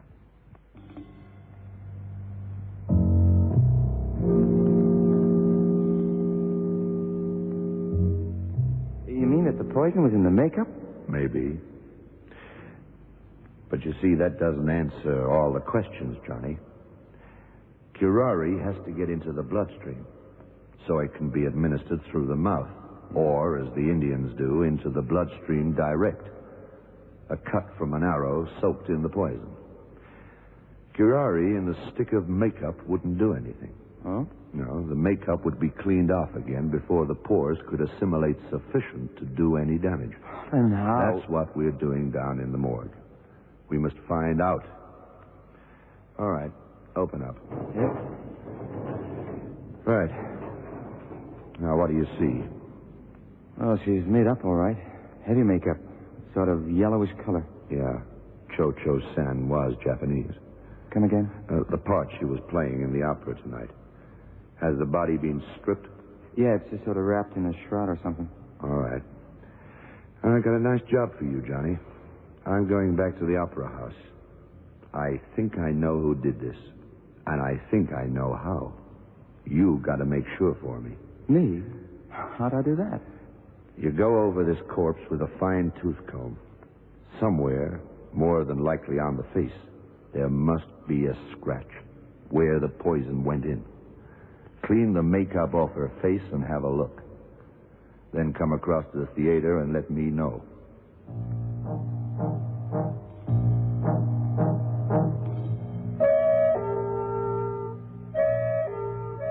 Miss Harmer, did Mr. Marchant send you out for something just before the show tonight? Why, yeah, he did. How did you know? Yeah, that figures. That's the way he did it. What happened exactly, Miss Harmer? Well, he doesn't have a dresser, you see, and he's in the dressing room next door. He was here early tonight, before Miss Del Fuego arrived. Is that usual? No, come to think of it, it isn't. Go on. Well, he asked me to slip back to his flat. He'd forgotten his wallet. He said he'd tell Miss Del Fuego, explain where I was. And by the time you got back, Maria had arrived and was nearly finished with her makeup. Is that right? That's right. Fine. Yeah, I think I have the complete picture now. Just wait for Johnny to get back from the morgue to confirm things.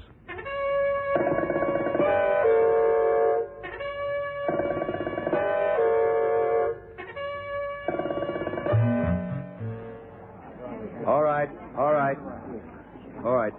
Now, we aren't going to keep you very long. I know you all want to get home. But my motto in this sort of thing is clear it up right away. Now, within a very short while, I hope to have the killer. Yeah, and the rest of you will be able to go home. Right? Now, first of all, I must apologize for the inconvenience tonight. I'm afraid all the dressing rooms had to be sealed off, and you all kept in this rather drafty green room. But you'll see the reason for that as I explain. All okay, Johnny? Yeah, Lee, and everybody's here. Right. Now, Mr. Del Fuego, you were my prize suspect. Me? Yeah. But I love my wife. You loved her dough. If she'd gone ahead and gotten a divorce from you, you would have lost a tidy sum. But that is ridiculous. You had the strongest motive and the opportunity. Nonsense. Tonight, she forgot her throat spray. You could have arranged that. Huh? Taken it out from her purse and put curare into the spray. What? Yeah, first squeeze she gave and a spray of deadly atomized poison could have gone down her throat. But are you saying... Look, I know you didn't. We checked on the glass splinters for traces of poison, and there weren't any. That lets you out. Then, Mr. Valero, you sent her chocolate. That's right, yes. Yeah, an assortment. You might have known that the only one she wouldn't have been able to resist would have been the cherry liqueur. I didn't know that. You might have introduced the poison into only that one. It would have been difficult to prove that you did it. But I didn't do it. I don't tell her no lie. I don't like her, see, but I don't kill her. No, I know that now. Ah. And you were so honest about the whole business that I didn't really suspect you. Which leaves us two suspects. You, Miss Harmer. What? And you, Mr. Marchant. Both got motives, and both of you could have done it. Now, see here. Now, this won't take long. Just bear with me, will you? Oh, very well. Fine. Right. Now I want to tell you what happened tonight. Miss Del Fuego arrived at her usual time, and she found that her dresser, Miss Harmer, wasn't there, right? You'd sent her out, Mr. Marchant. Yeah, that's right, I did. I told Maria. Yeah, quite. She finds her dresser isn't here, and you tell her that you sent her out. Now, yours are the only two dressing rooms on this level, right, Mr. Marchant? Right. Although I can't see Then Maria Del Fuego starts to make up. Well, she's old-fashioned in this respect. She doesn't use pancake makeup. She uses the old grease paint sticks.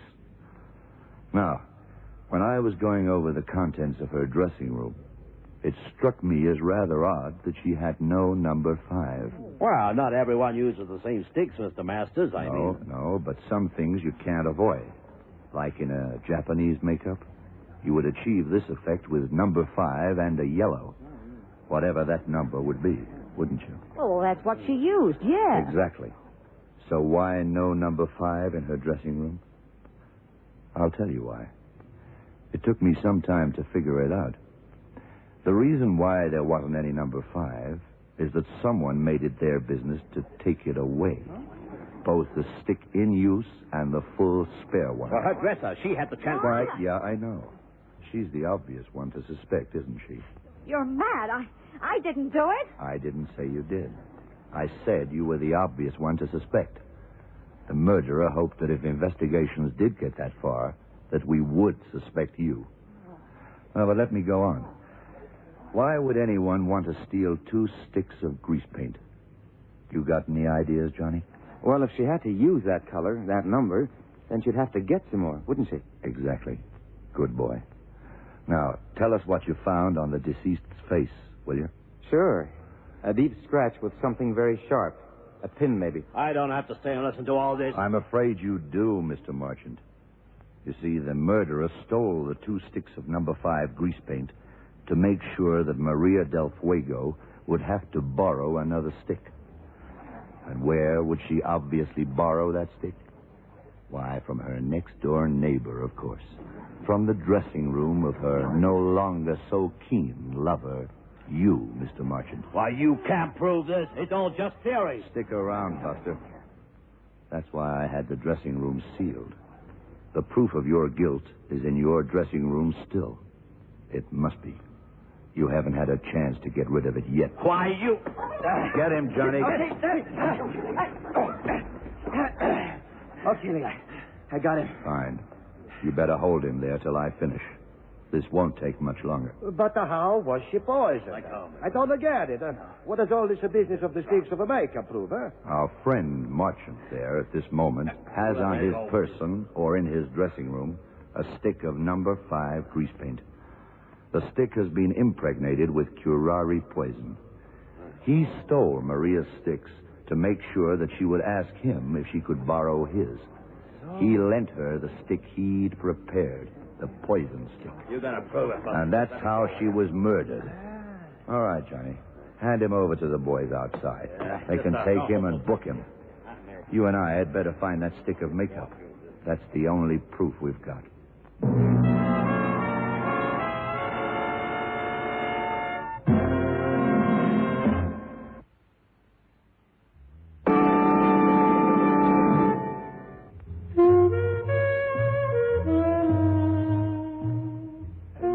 Makeup business, Lee. What's eating you, son? You said yourself that the poison makeup wouldn't explain it.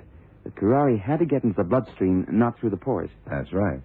But you yourself found the scratch where the poison got into the blood. Yeah, I know. That I understand. But how did Marchant know? I mean, he didn't cut her. Someone would have known if he'd scratched her or something. That's right, Johnny. Then how did he know she was going to scratch herself?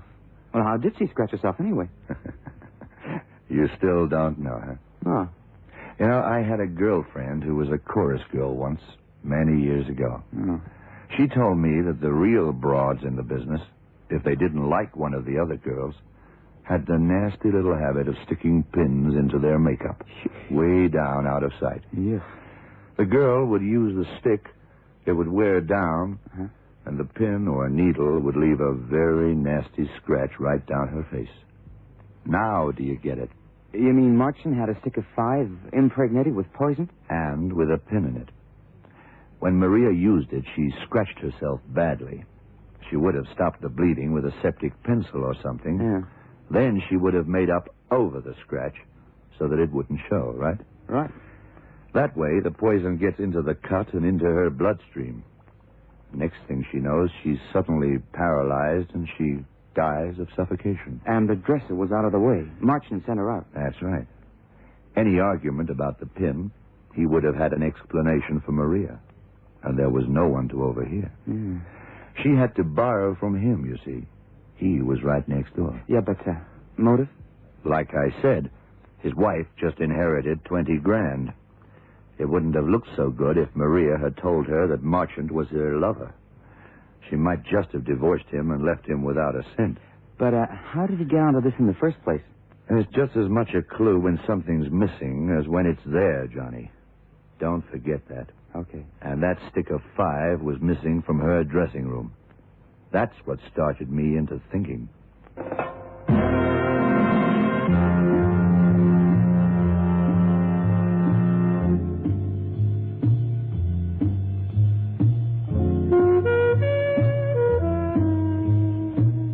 So ends tonight's Sounds of Darkness, presented for your entertainment by the Goodyear Tire and Rubber Company, makers of world-famous passenger tires, truck, and tractor tires for every requirement in South Africa's farming, commerce, and industry. Join us next Friday and every Friday night at 9:30 when Goodyear will again present the blind detective Lee Masters in The Sounds of Darkness.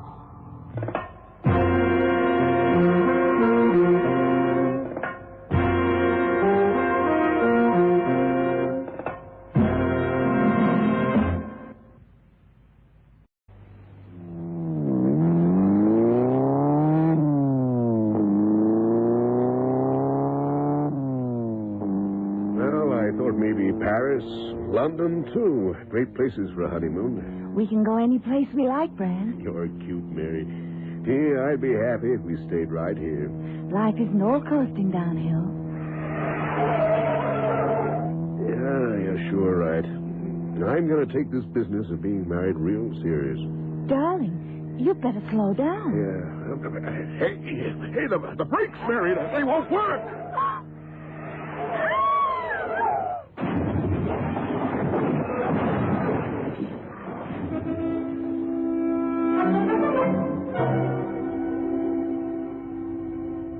Goodyear presents The Sounds of Darkness.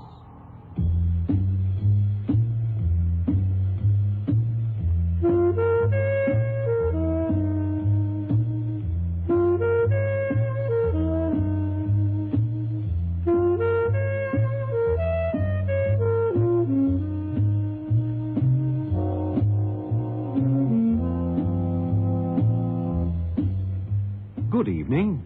The Goodyear Tire and Rubber Company, makers of passenger, truck, and tractor tires for every requirement in South Africa's farming, commerce, and industry, bring you Lee Masters, the blind detective who challenges The Sounds of Darkness.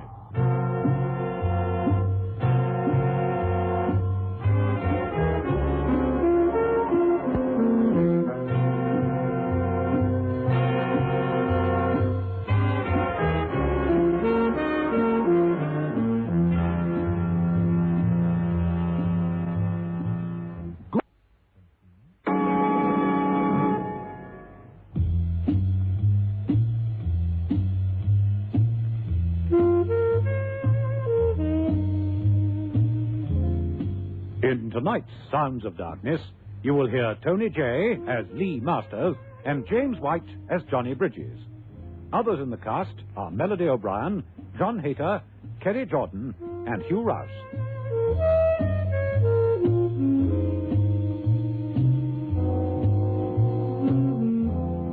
Now let's join the world of Lee Masters in tonight's Sounds of Darkness, Pressure Point.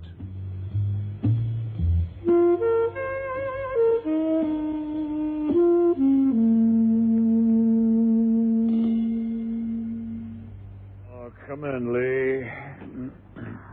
This is Miss Bowers, Miss Mary Bowers. How do you do, Miss Bowers? My assistant, Johnny Bridges. Lee Masters, FBI agent. How do you do, Mr. Masters? Sit down, sit down. Here, Lee. Oh, thanks. He's blind. Oh, yes, Miss Bowers, Lee Masters is blind. But- Miss Bowers, we're often distracted by all we see. Lee isn't. His powers of concentration, deduction, and heightened senses, other than sight, are quite extraordinary. And I think in your case we might be able to make particular use of them. That's why I specially asked headquarters to send Mr. Masters here to help out.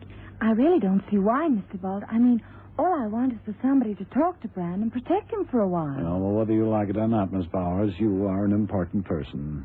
Mary Bowers. Only daughter of Len Bowers. Died in 46, leaving a fortune estimated at $26 million, made from marketing the package rather than the goods. Mrs. Bowers predeceased him by 2 years, and the entire fortune was left in trust to the daughter, Mary Bowers. The income to be enjoyed by her so long as she remains single. On marriage, a quarter of the fortune goes to her. The remainder will to the Bowers Foundation. The Denver News, February 24, 1946. That's right. But, Mr. Masters, how? It's amazing. Miss Bowers is thinking of getting married, Lee. Uh-huh. Oh, but there's nothing like that about Brand. Mr. Galway, I mean. Not what you're thinking.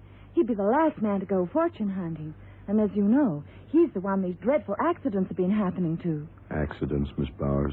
Oh, yeah. Brakes of his car tampered with, nearly fatally. An elevator door prized open. He nearly fell. An electric switch shorted, so he nearly electrocuted himself. Oh, and some more. So you've got to protect him from the murderer. Or the murdered, Miss Bowers.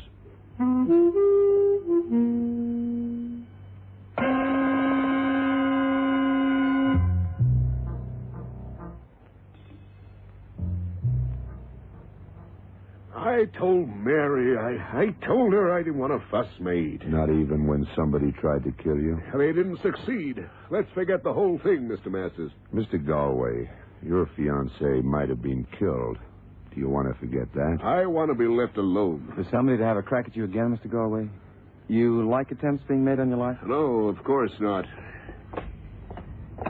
There won't be another attempt. Good day, gentlemen. No, Mr. Galway, I don't think the next one will be an attempt. I think it might very well be successful. Somebody's after this guy, you reckon? Somebody wanting to marry that fortune themselves? I don't think they need worry. Mr. Galway is married already. What? It gets me. How do you know Galway's married? I can tell because I can't look at them. Faces change, but voices don't. His real name's Galowski, and he was up on a confidence trick charge years ago.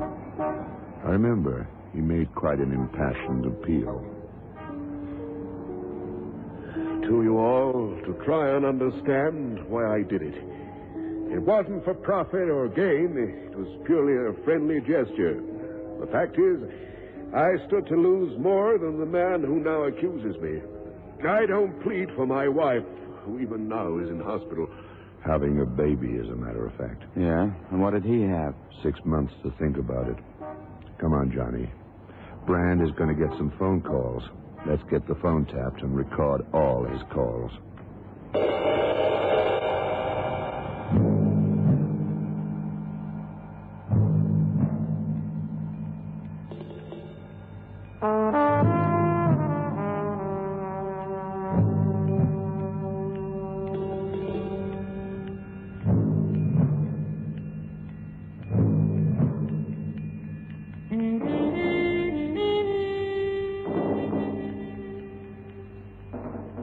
Mr. Galway got this first call just half an hour ago, Lee. Play it.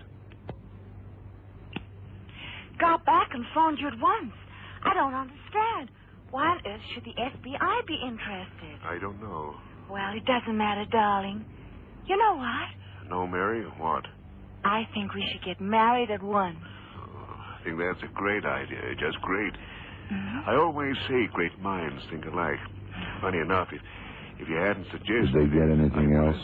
Yeah, there was I'll a call go right right after this downtown one. and Let's book hear it. tickets.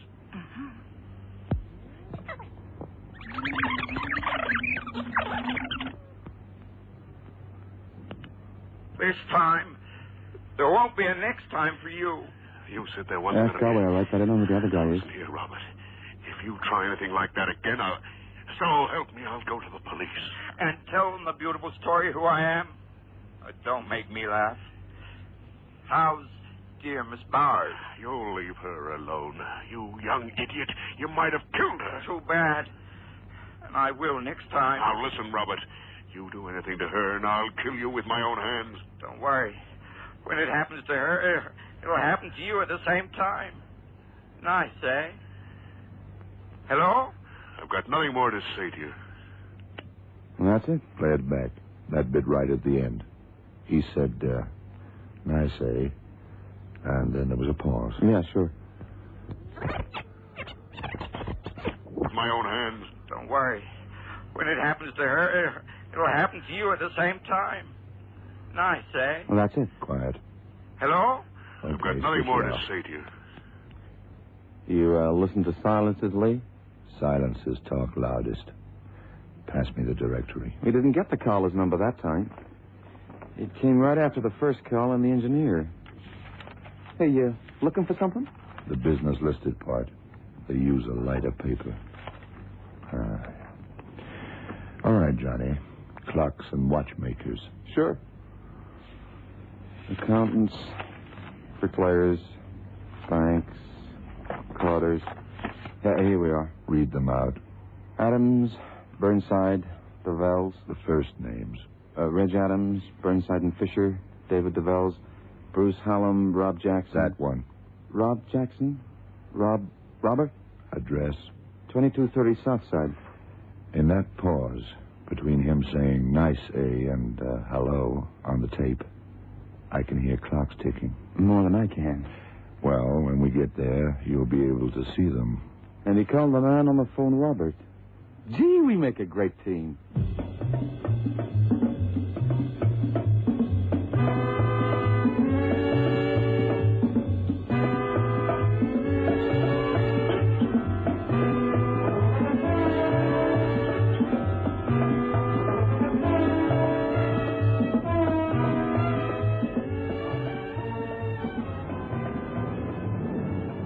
$22.28, $22.30. Watchmaker? Yeah, watches, clocks, rings, usual sort of place.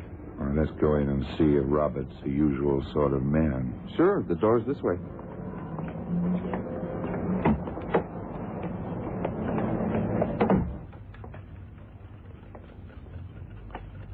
Yeah, this is the place. And the counter's over this way. There must be Robert behind it. Young chap, pale, looks seedy. Yeah? Is there anything I can show you? It's a remarkably fine piece of craftsmanship. Oh, you mean this porcelain, a figure of a shepherdess? It's not so good. Well, you can have it for $20. You might be giving away a fortune, Mr. Jackson. You see the eyes? Made in Germany. Job lot. Look closely. I don't see anything. Perhaps you're right. For a moment, I thought it was Dresden. Well, it's made there. Martin. Keeping a store, watch and clock mending, requires a delicate touch, Mr. Jackson. Your hands are more like those of a mechanic's. I've got a right to a hobby. Look, if I like mucking about with things, it's none of your business, is it? We're from the FBI. And everything becomes the business of the FBI sooner or later.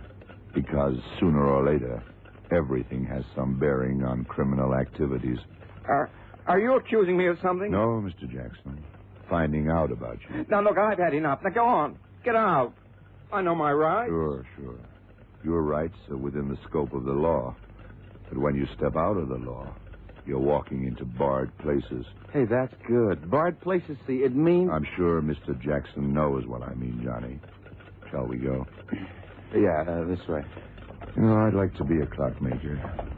Everything precise, everything fitting, wheels going round in perfect synchronization.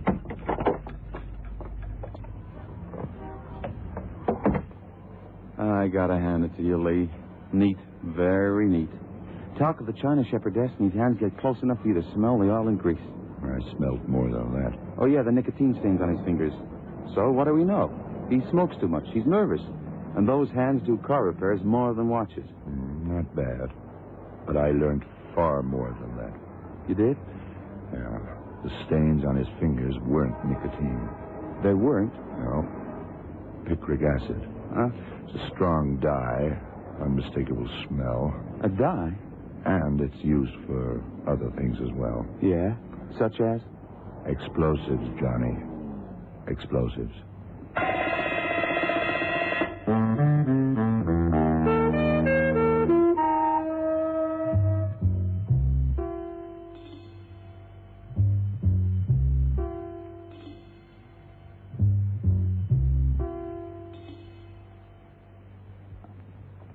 I don't get it. Why? All right, we find Robert Jackson, but why do we have to find a private investigator? If you were going to arrange an accident, wouldn't you have to find out his movements first? Yeah, sure, but... Oh, I get it. Mm-hmm. I see. Hey, so you think the Jackson's going to blow up Galway? Tick-tock. A time bomb? Looks like it, doesn't it? He's got the time bomb. All we've got is the time before the bomb goes off. Oh, Galway. Right. Yeah. We'll put 2 men onto it. It's a big case. Matter of fact, we've been called in to help the FBI out. Yeah, who are you? FBI. You understand, it's a gag. Just a gag to impress the customers. There wasn't anybody on the other end. No, I'm Lee Masters. This is Johnny Bridges. Hi. Lee Masters? The blind... A famous Lee Masters? We all have our afflictions, Mr. Shane. Yeah, mine's at home. Well, what can I do for you? Is Mr. Brand Galway on your books? Galway? Well, he's not on our books. I mean, he's not a client. The subject of investigation? Yeah. And the client is Mr. Robert Jackson, 2230 South Side. That's right.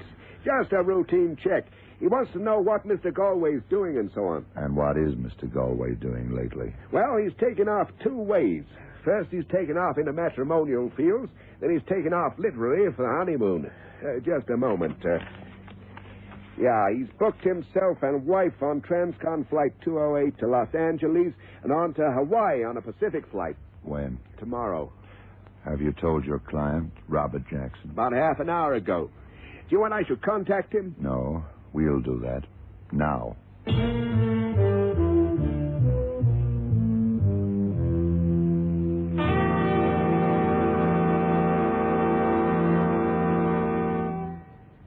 You are listening to Pressure Point, tonight's Sounds of Darkness, brought to you by Goodyear, the greatest name in rubber.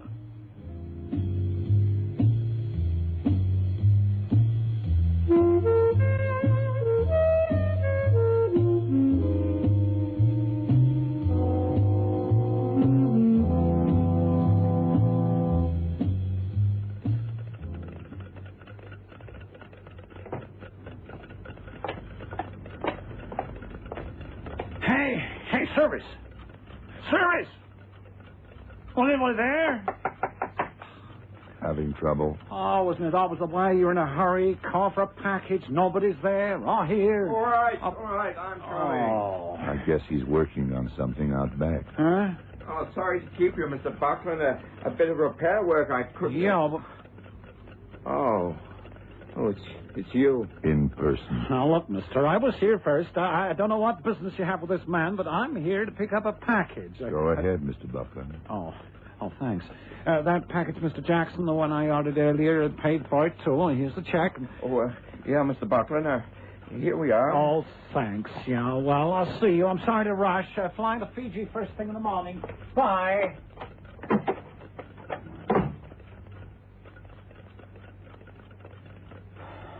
Well, You're in touch with a private agent, Mr. Jackson. He's checking on the movements of Mr. Galway and passing the information on to you. So? That's a federal offense, is it? Mr. Galway's real name is Golovsky.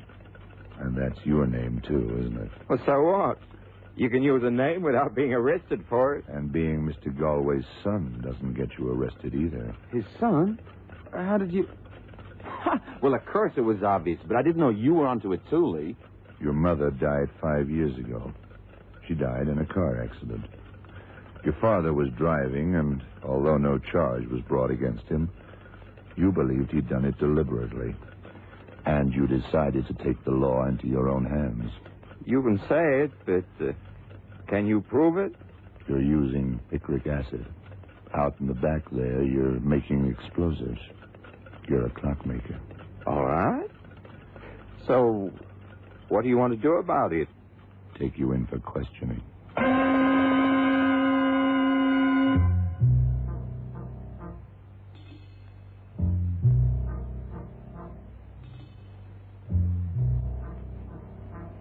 Suspicion's good enough, Lee. We could hold him for a few days. Yeah, but not long enough. How's that? We got him. What you don't get is that he's already planted his bomb. It's the tone of his voice. You're watching his face. The boys in there are watching his face. I'm listening. He's sure of himself. Not that he'll be arrested, but that he doesn't care. But to blow up his old man, they talk of the dead. I will not have interference. My son is harmless. You can say he's psychotic if you like, but all his pranks in the past have been just that, pranks. Pranks, Mr. Galway? Pranks? Harmless. And you needn't think telling Mary about my past will make any difference. We love each other. Sure, I didn't tell her about my wife's death. You did, but it hasn't made any difference at all. She phoned, I explained, she's happy. Mr. Galway, your son's a clockmaker. He knows about explosives. You're going on your honeymoon by plane. What does that suggest to you? You told me yourself you've taken him in. All right, he's in. We're off on our honeymoon. If he does get at you in a plane, that means your wife is with you and both of you get killed. Not to mention the rest of the passengers. You're the FBI, Mr. Masters. It's up to you to see that the plane is safe. We'll do our best. Well, we'll be seeing you, Mr. Galway. I doubt it, but we're going to be on that plane. So will we, Mr. Galway. So will we. Oh, no.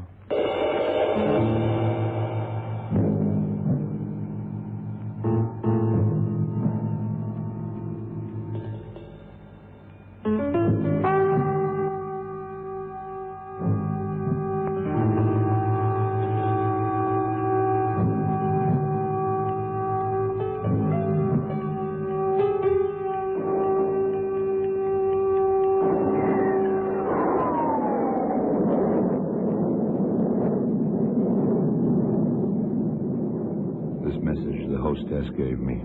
What's it say, Johnny? Code 660. HQ? About Jackson? Yeah. Yeah. Reads, subject talking, boasting, quote, they can't do anything about it now, unquote. Ends. Oh, no. That means he's planted it. Yeah. I'll have a word with Mr. and Mrs. Galway. Just received a message from headquarters. Your son, Mr. Galway, boasts, to quote, they can't do anything about it now. You realize what that means? You took him in. How come he's got away with it? Because he's clever. Even if he hasn't got away with it, he's going to put us through hell until we land. What is it, Brad? Nothing, dear. Just something that's come up. You're so clever, you do something about it. I tried to, but you didn't cooperate. What's that got to do with it? You're the FBI. It's your job. What's your job, Brad? That fool son of mine really has planted a bomb. You're not going to do anything about it. You're going to sit there and let us be blown up, Mr. Masters? Please, Mrs. Galway. Things are bad enough without having a panic on board. There are other passengers, you know. I knew you were a fool. Now I know you're a blind fool. Easy, darling. Well, why doesn't he do his job? Mr. Galway, he might have somehow got you to bring it aboard. Did he give you anything? Do you carry anything he could have planted it in? No, I don't think so. wallet and luggage, that sort of thing. I haven't got any hand luggage. Mrs. Galway? Don't ask me. Through your bungling, we're all liable to be killed. Johnny. What is it, Lee? I may be able to hear. The jet noise might not drown out something ticking.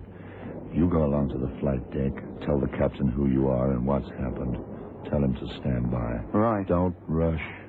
Stroll. Okay. I'll wander down the aisle on my way to the washroom. Well, good luck. Very good luck. And good listening. What's happening now? Look at him. Wandering away as if nothing matters. Well, he's blind. Blind people can hear better.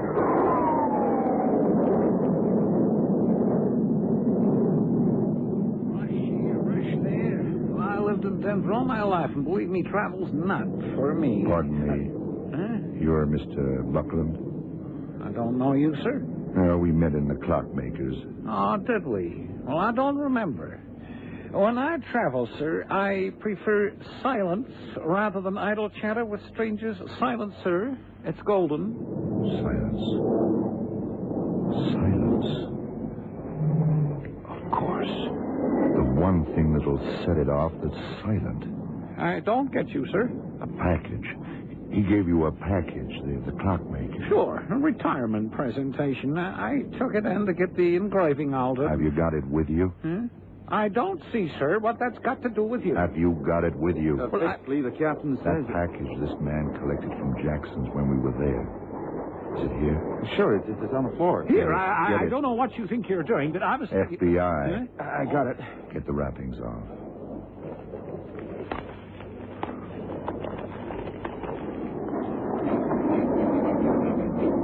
Unmistakable. Gelignite.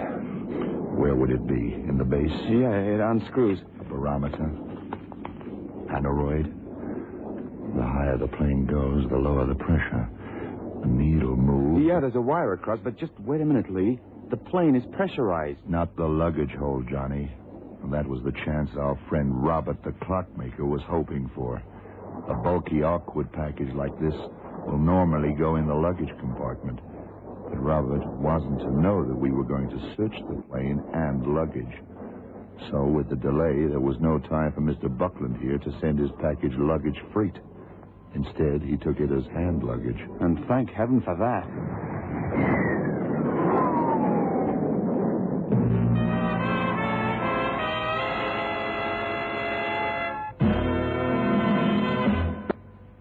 Goodyear built...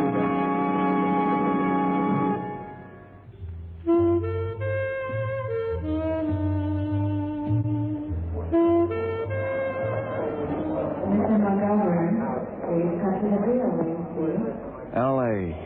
Dear old L.A. and ground under our feet. Everybody's got to come down to earth sometime. I guess I owe you an apology, Mr. Masters. Sure, I knew my boy was after me, but, well, I guess like all fathers, you think he's a good boy, really. Oh, it's over now. But not for him. I didn't kill my first wife, you know. It was an accident, pure and simple. But Robert didn't think so. No. As a matter of fact, after the time I got engaged to Mary here, he didn't really mean me harm. Not harm. But, afterwards? I guess, well, he thought I was responsible for her death. It was just too much for him when I'd marry again. What'll happen? To him, I mean. It'll be more treatment than penitence. But I think it'll be a long, long time before he can play any more pranks.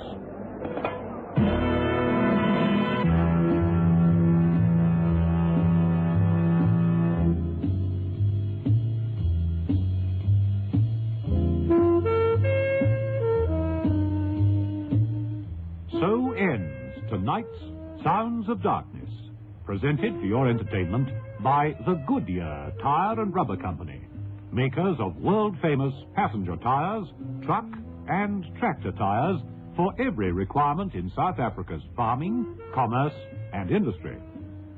Join us next Friday and every Friday night at 9:30 when Goodyear will again present the blind detective Lee Masters in The Sounds of Darkness.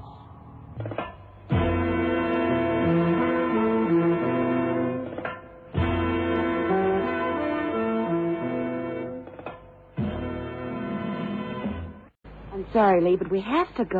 I'm not a socialite, and I'm not a politician. Why do I have to rub shoulders with the so-called elite? Boss's orders. Senator Hardy is a personal friend of a guy right at the top of the FBI, or very near the top. Now, Senator Hardy has sent an invitation to you. You have to attend. I'll send Johnny and you along. No good, Lee. No, better get along home and change. Black tie. We're expected at Senator Hardy's home at 7 for cocktails, the three of us.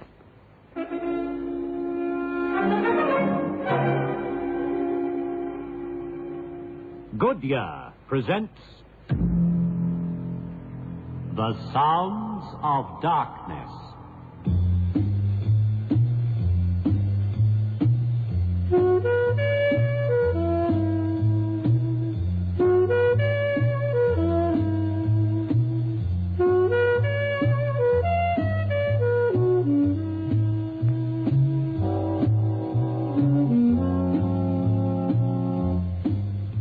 Good evening. The Goodyear Tire and Rubber Company, makers of passenger, truck, and tractor tires for every requirement in South Africa's farming, commerce, and industry, bring you Lee Masters, the blind detective who challenges the sounds of darkness.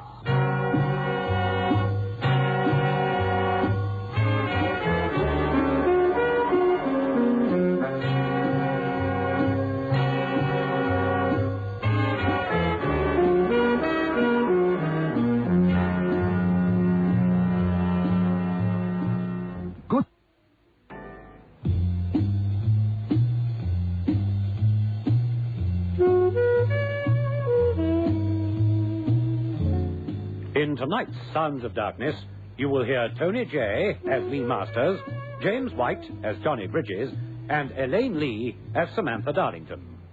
Others in the cast are June Seymour, John Hayter, and Hugh Rouse.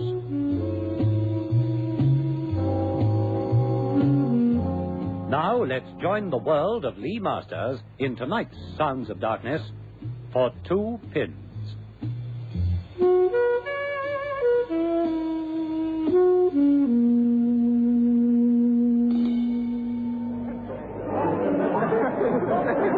Miss Samantha Darlington, Mr. John Bridges, Mr. Charles Masters. Charles? Where'd you get that from? Lee is short for Charlie. Charles. Where he got it from, I wouldn't know. Good evening, Mr. Masters. I know you so well that I feel I should call you Lee. Know you by reputation, I mean. You mind? Not at all, Senator. My secretary, Miss Darlington. Hello, my Miss Darlington. assistant, Mr. Bridges. How do you do, Nice to meet Senator? you. May I present my secretary, Miss Duncan? She's acting as my hostess tonight. Unfortunately, my wife is not feeling well. She had to miss the party. She's most disappointed. How do you do? Senator and Mrs. Blackwell. If you'll excuse me, the bar's at the other end of the room. Go right ahead, Senator. Miss Duncan. We'll look after ourselves. I need the way to the bar. Follow me, Lee.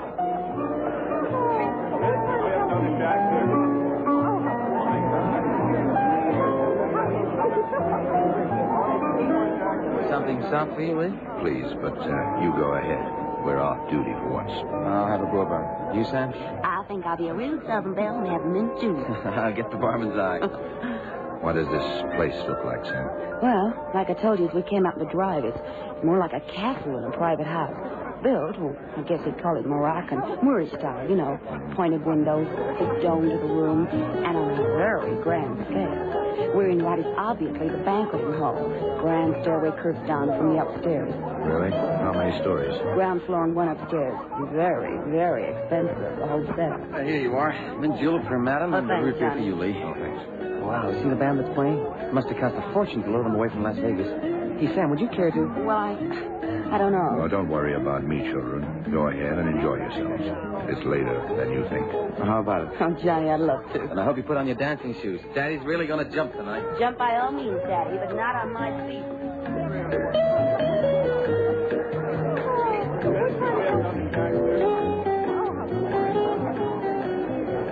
Oh, hello, Mr. Matthews. I'm enjoying the music and the company, Miss Duncan.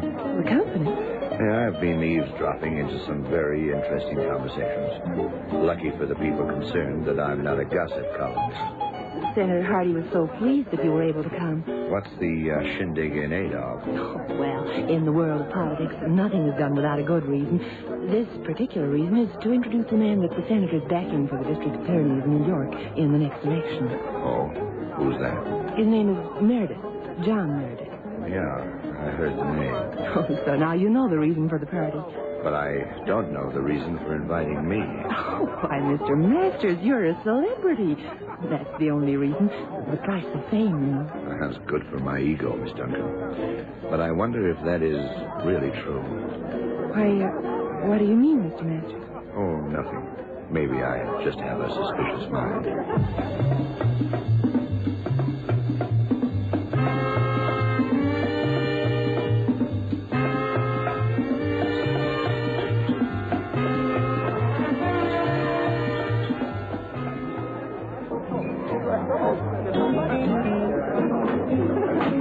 Thanks so much, Johnny. I enjoyed that.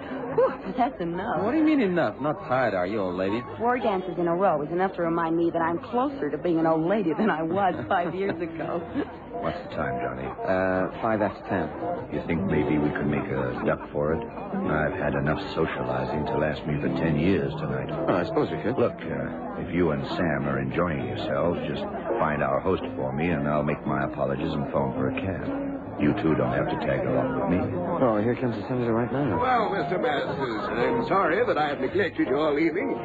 Have they been looking after you? Oh, fine. No. Everything's fine, Senator.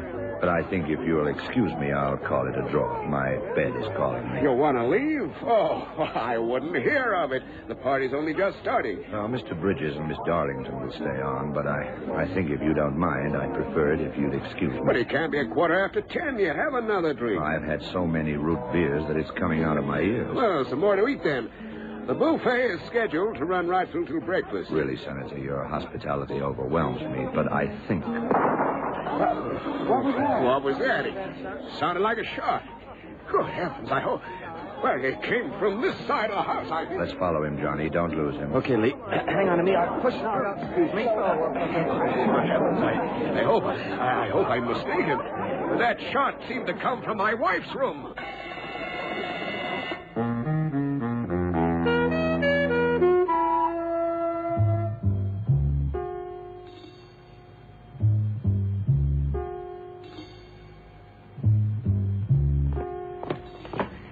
This is my wife's room. Celia! Are you all right, Celia? It's locked. She must have locked herself in. Oh, dear heavens, I hope there's nothing wrong. You any reason to suspect that there would be, Senator? Why, she was very depressed this evening and has been for the last couple of days. And then the shot we heard, of course. Yeah, of course, the shot. Johnny, take a look through the keyhole. Does the key seem to be on that side? No, Lee, it's not there. All right, break it down. Okay.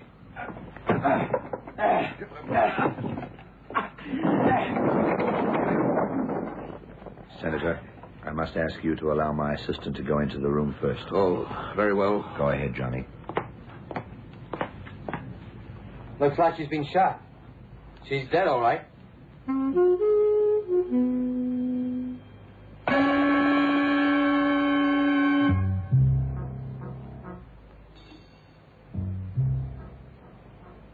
Right. Now the fingerprint boys have been over the place and the body has been removed. Let's start from the beginning. Right. It's a smallish room compared to the others in this mausoleum. Just the one door which we came through. 2 windows, both in the wall opposite the door. Open or shut? The windows, I mean. One's closed, the other's open. Mm-hmm. Oh, but these ain't ordinary windows. You know, this place is built sort of like a Spanish castle. They're very narrow, pointed windows, and they're burglar-proofed. Absolutely impossible for anyone to have got through either of those. The body?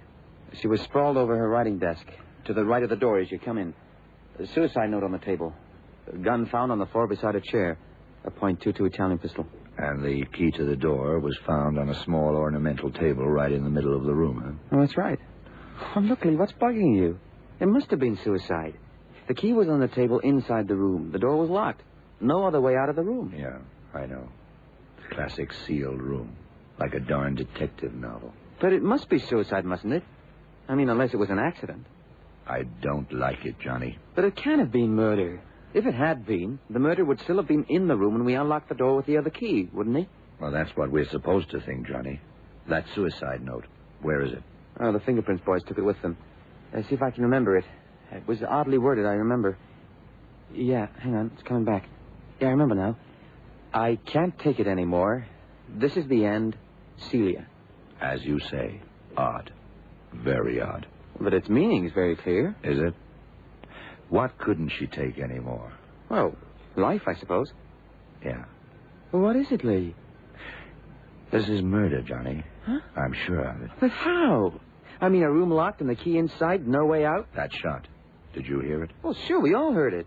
Doesn't that strike you as odd? No, should it? Sure it should.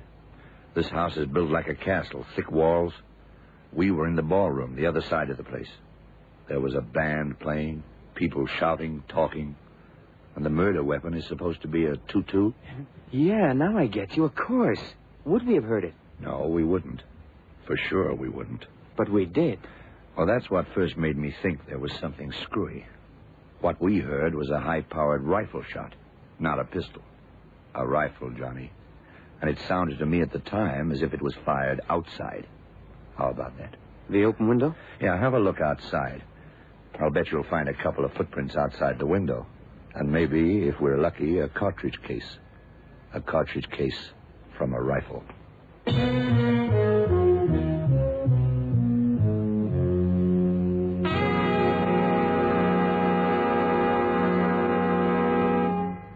You are listening to For Two Pins, tonight's Sounds of Darkness, brought to you by Goodyear, the greatest name in rubber.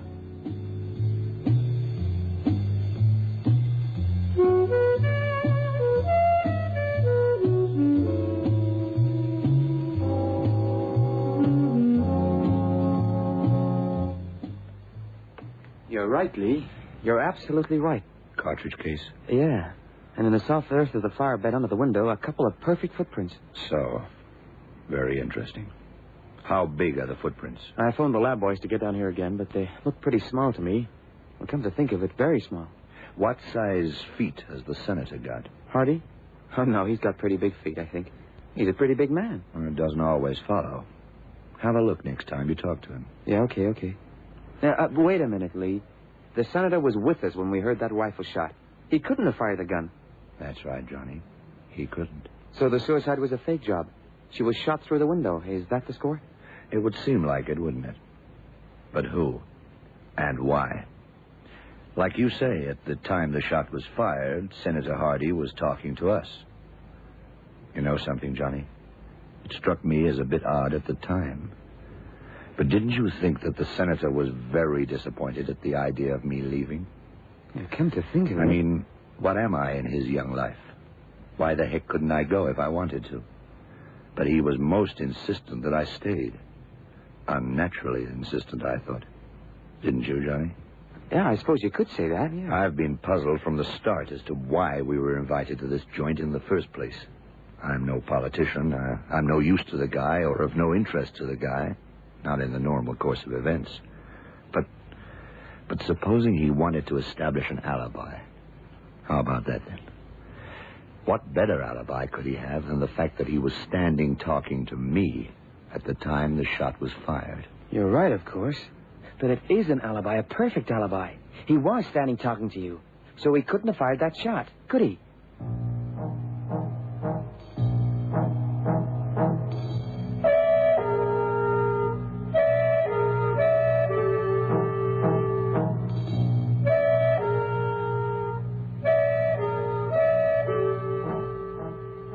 What did you get, Bob? Oh, I got a couple of good casts from outside the window. Very small foot. Must have been a very small guy. Or a woman? Yeah. Could have been a woman. From where you found the footprints outside the window, would it have been possible for someone to have fired and hit the woman where we found the body? Oh, sure. It was in a direct line of fire. Yeah, I see. Oh, Lee, I just spoke to the police station. Close the door, Johnny. Oh, sorry.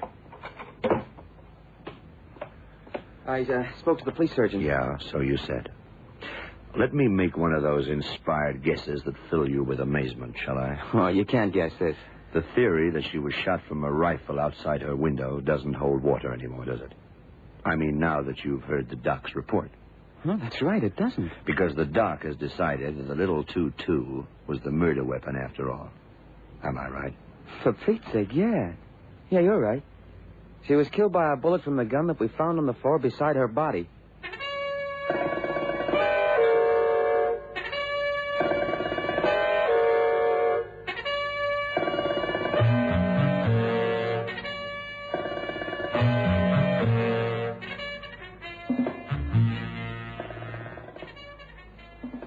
But how, Lee? How the heck did you work that out? At the risk of sounding like that famous detective, it was elementary.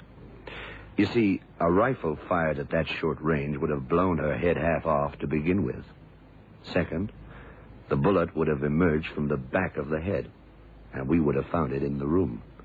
We didn't. The wound was small, so it couldn't have been a bullet from a rifle that killed her. You follow me? Yeah. But where does that leave us? You mean it was suicide after all? Oh, no, Johnny. It was murder, all right. I don't get it. Then that shot you heard. I mean, the shot we all heard wasn't a rifle shot after all? I didn't say that. I said she wasn't killed by a rifle shot. A rifle was fired, all right. And it was fired from outside this window. But Mrs. Hardy was killed by a bullet from the Italian revolver, which was found by her side. But that's impossible, Lee. You're forgetting that the room was locked, and the key was found on that table over there. And there's no other key. We had to break the door down, remember? I remember very well. Then what you're saying proves that she committed suicide. Johnny, at the moment, I don't know how. But Mrs. Hardy was murdered. Murdered with that .22 pistol which we found in here. But how in the name of Judas's priest was it done? You trying to tell me that somebody shot her, faked it to look like suicide, locked the door, put the key on the table, and crawled through the keyhole? The windows, you say, are too small. By a mile. They're little more than slits. In any case, they got burglar proofing on them, and the bars ain't being touched. Fanlight over the door? Yeah, there is that, I told you, but that's also tiny. Also a little more than a slit, horizontal one. But a kitten couldn't have climbed through there, let alone a man or a woman. Why the rifle shot? That's what bothers me. Why the rifle shot? Search me. Nothing makes sense to me in this business. Hey, I've got it. Huh? The rifle. Wait a minute. The rifle was fired to establish an alibi, all right? Yeah, but we've been through all that. No, we haven't. No. Phone the doc. I want to know time of death. Exactly, I want to know it. And I'll tell you this before you phone him. What time did we hear that shot? About 10, 15 minutes after 10. Yeah. Yeah, we got to the party at 7. Let's see. The time of death must have been before 6 this evening.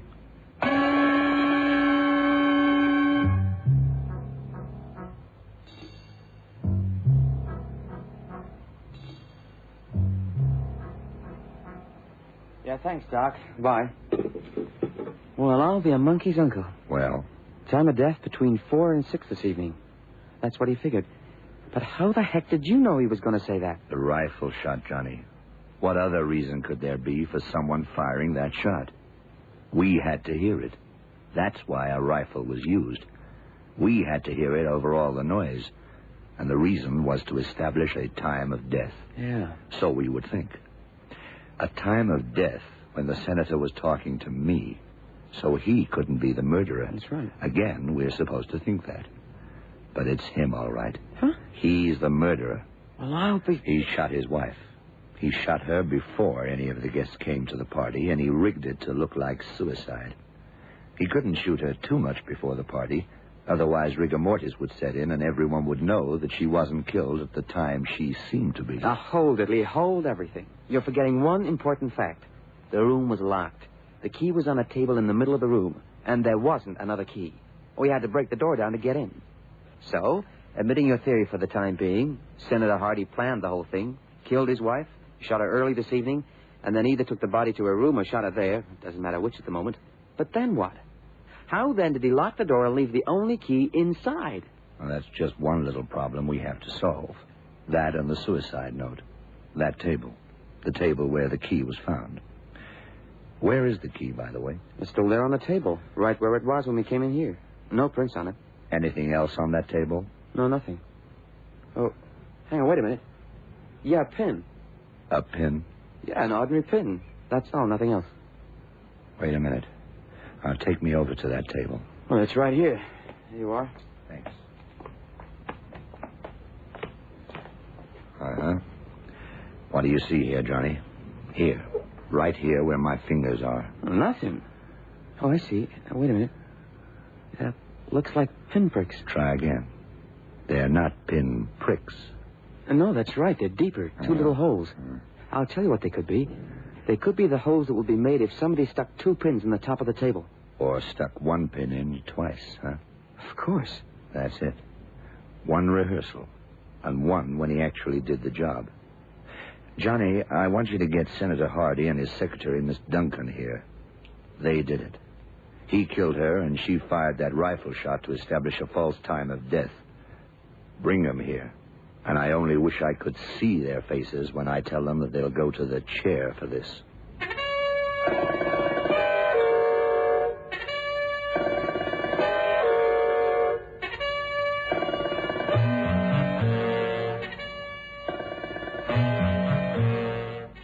Now, look here, man. Don't interrupt, Senator. I want to tell you a little story. But first, how long has the love affair between you and your secretary been going on? Masters, you go too far. I'll see you're busted down so low that they won't even use you for garbage collection. We found the rest of the letter. You should have burned it. What are you talking about? The letter that started the whole thing. The letter your wife wrote to Miss Duncan, telling her that she wouldn't put up with things any longer. She showed it to you, and you realized that the last page could be used for a suicide note. That's when you got the idea. You can't prove a thing. Oh, yes, I can. I knew that note was screwy from the start. You see, if a suicide leaves a note, then he's very much aware that this is the last thing he or she is going to write. They spread themselves a little. They always do. And they nearly always sign their full names. A note reading, "I can't take it anymore. This is the end, Celia," might have sounded like a suicide note to you, but not to me. Not even forgive me or love. No, it stank from the start. That's nonsense. She wrote to Miss Duncan and told her she couldn't stand your love affair with your secretary any longer. It's a lie. This was the end of the marriage. But that didn't suit you at all. So you rigged the suicide. You shot her, left the gun and the note beside her, and locked the door of her room so that the body couldn't be discovered until you were ready. You're talking nonsense. Anyway, you've got no proof. I haven't finished yet. You arranged with Miss Duncan that at 10 after 10, she would fire a rifle shot outside your wife's window. At that time exactly, you would be talking to me. Your only reason for inviting me to this affair in the first place. No one would miss your secretary, and you hoped that no one would realize that the shot was a rifle shot and not a 2-2. It had to be a rifle so that we would hear it over the noise. It's lies. It's all lies. We found the shoes that Miss Duncan wore. They fit the footprints. You're guessing. You're guessing. The key was inside the locked room. It was suicide. You can't prove otherwise. You can't even advance a theory. You killed her, locked the room from the outside, and put the key back inside, and I can prove it. Take him away. And, Senator, I hope you burn for this.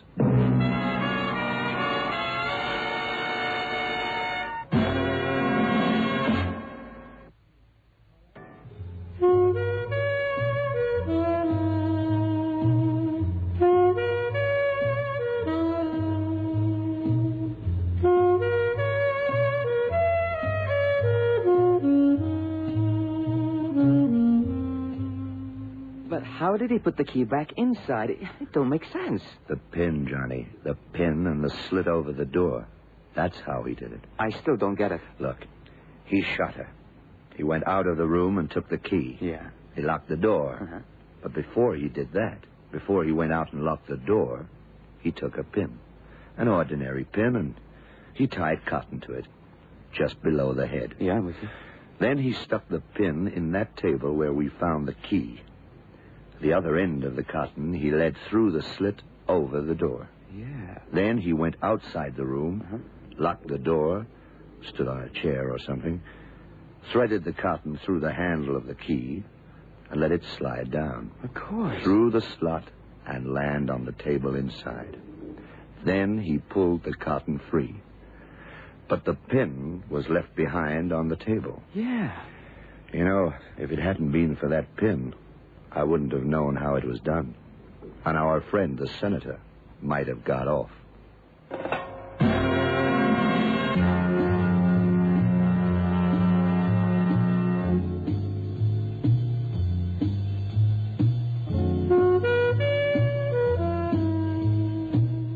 So ends tonight's Sounds of Darkness, presented for your entertainment by the Goodyear Tire and Rubber Company, makers of world-famous passenger tires, truck and tractor tires for every requirement in South Africa's farming, commerce and industry. Join us next Friday and every Friday night at 9:30 when Goodyear will again present the blind detective Lee Masters in The Sounds of Darkness.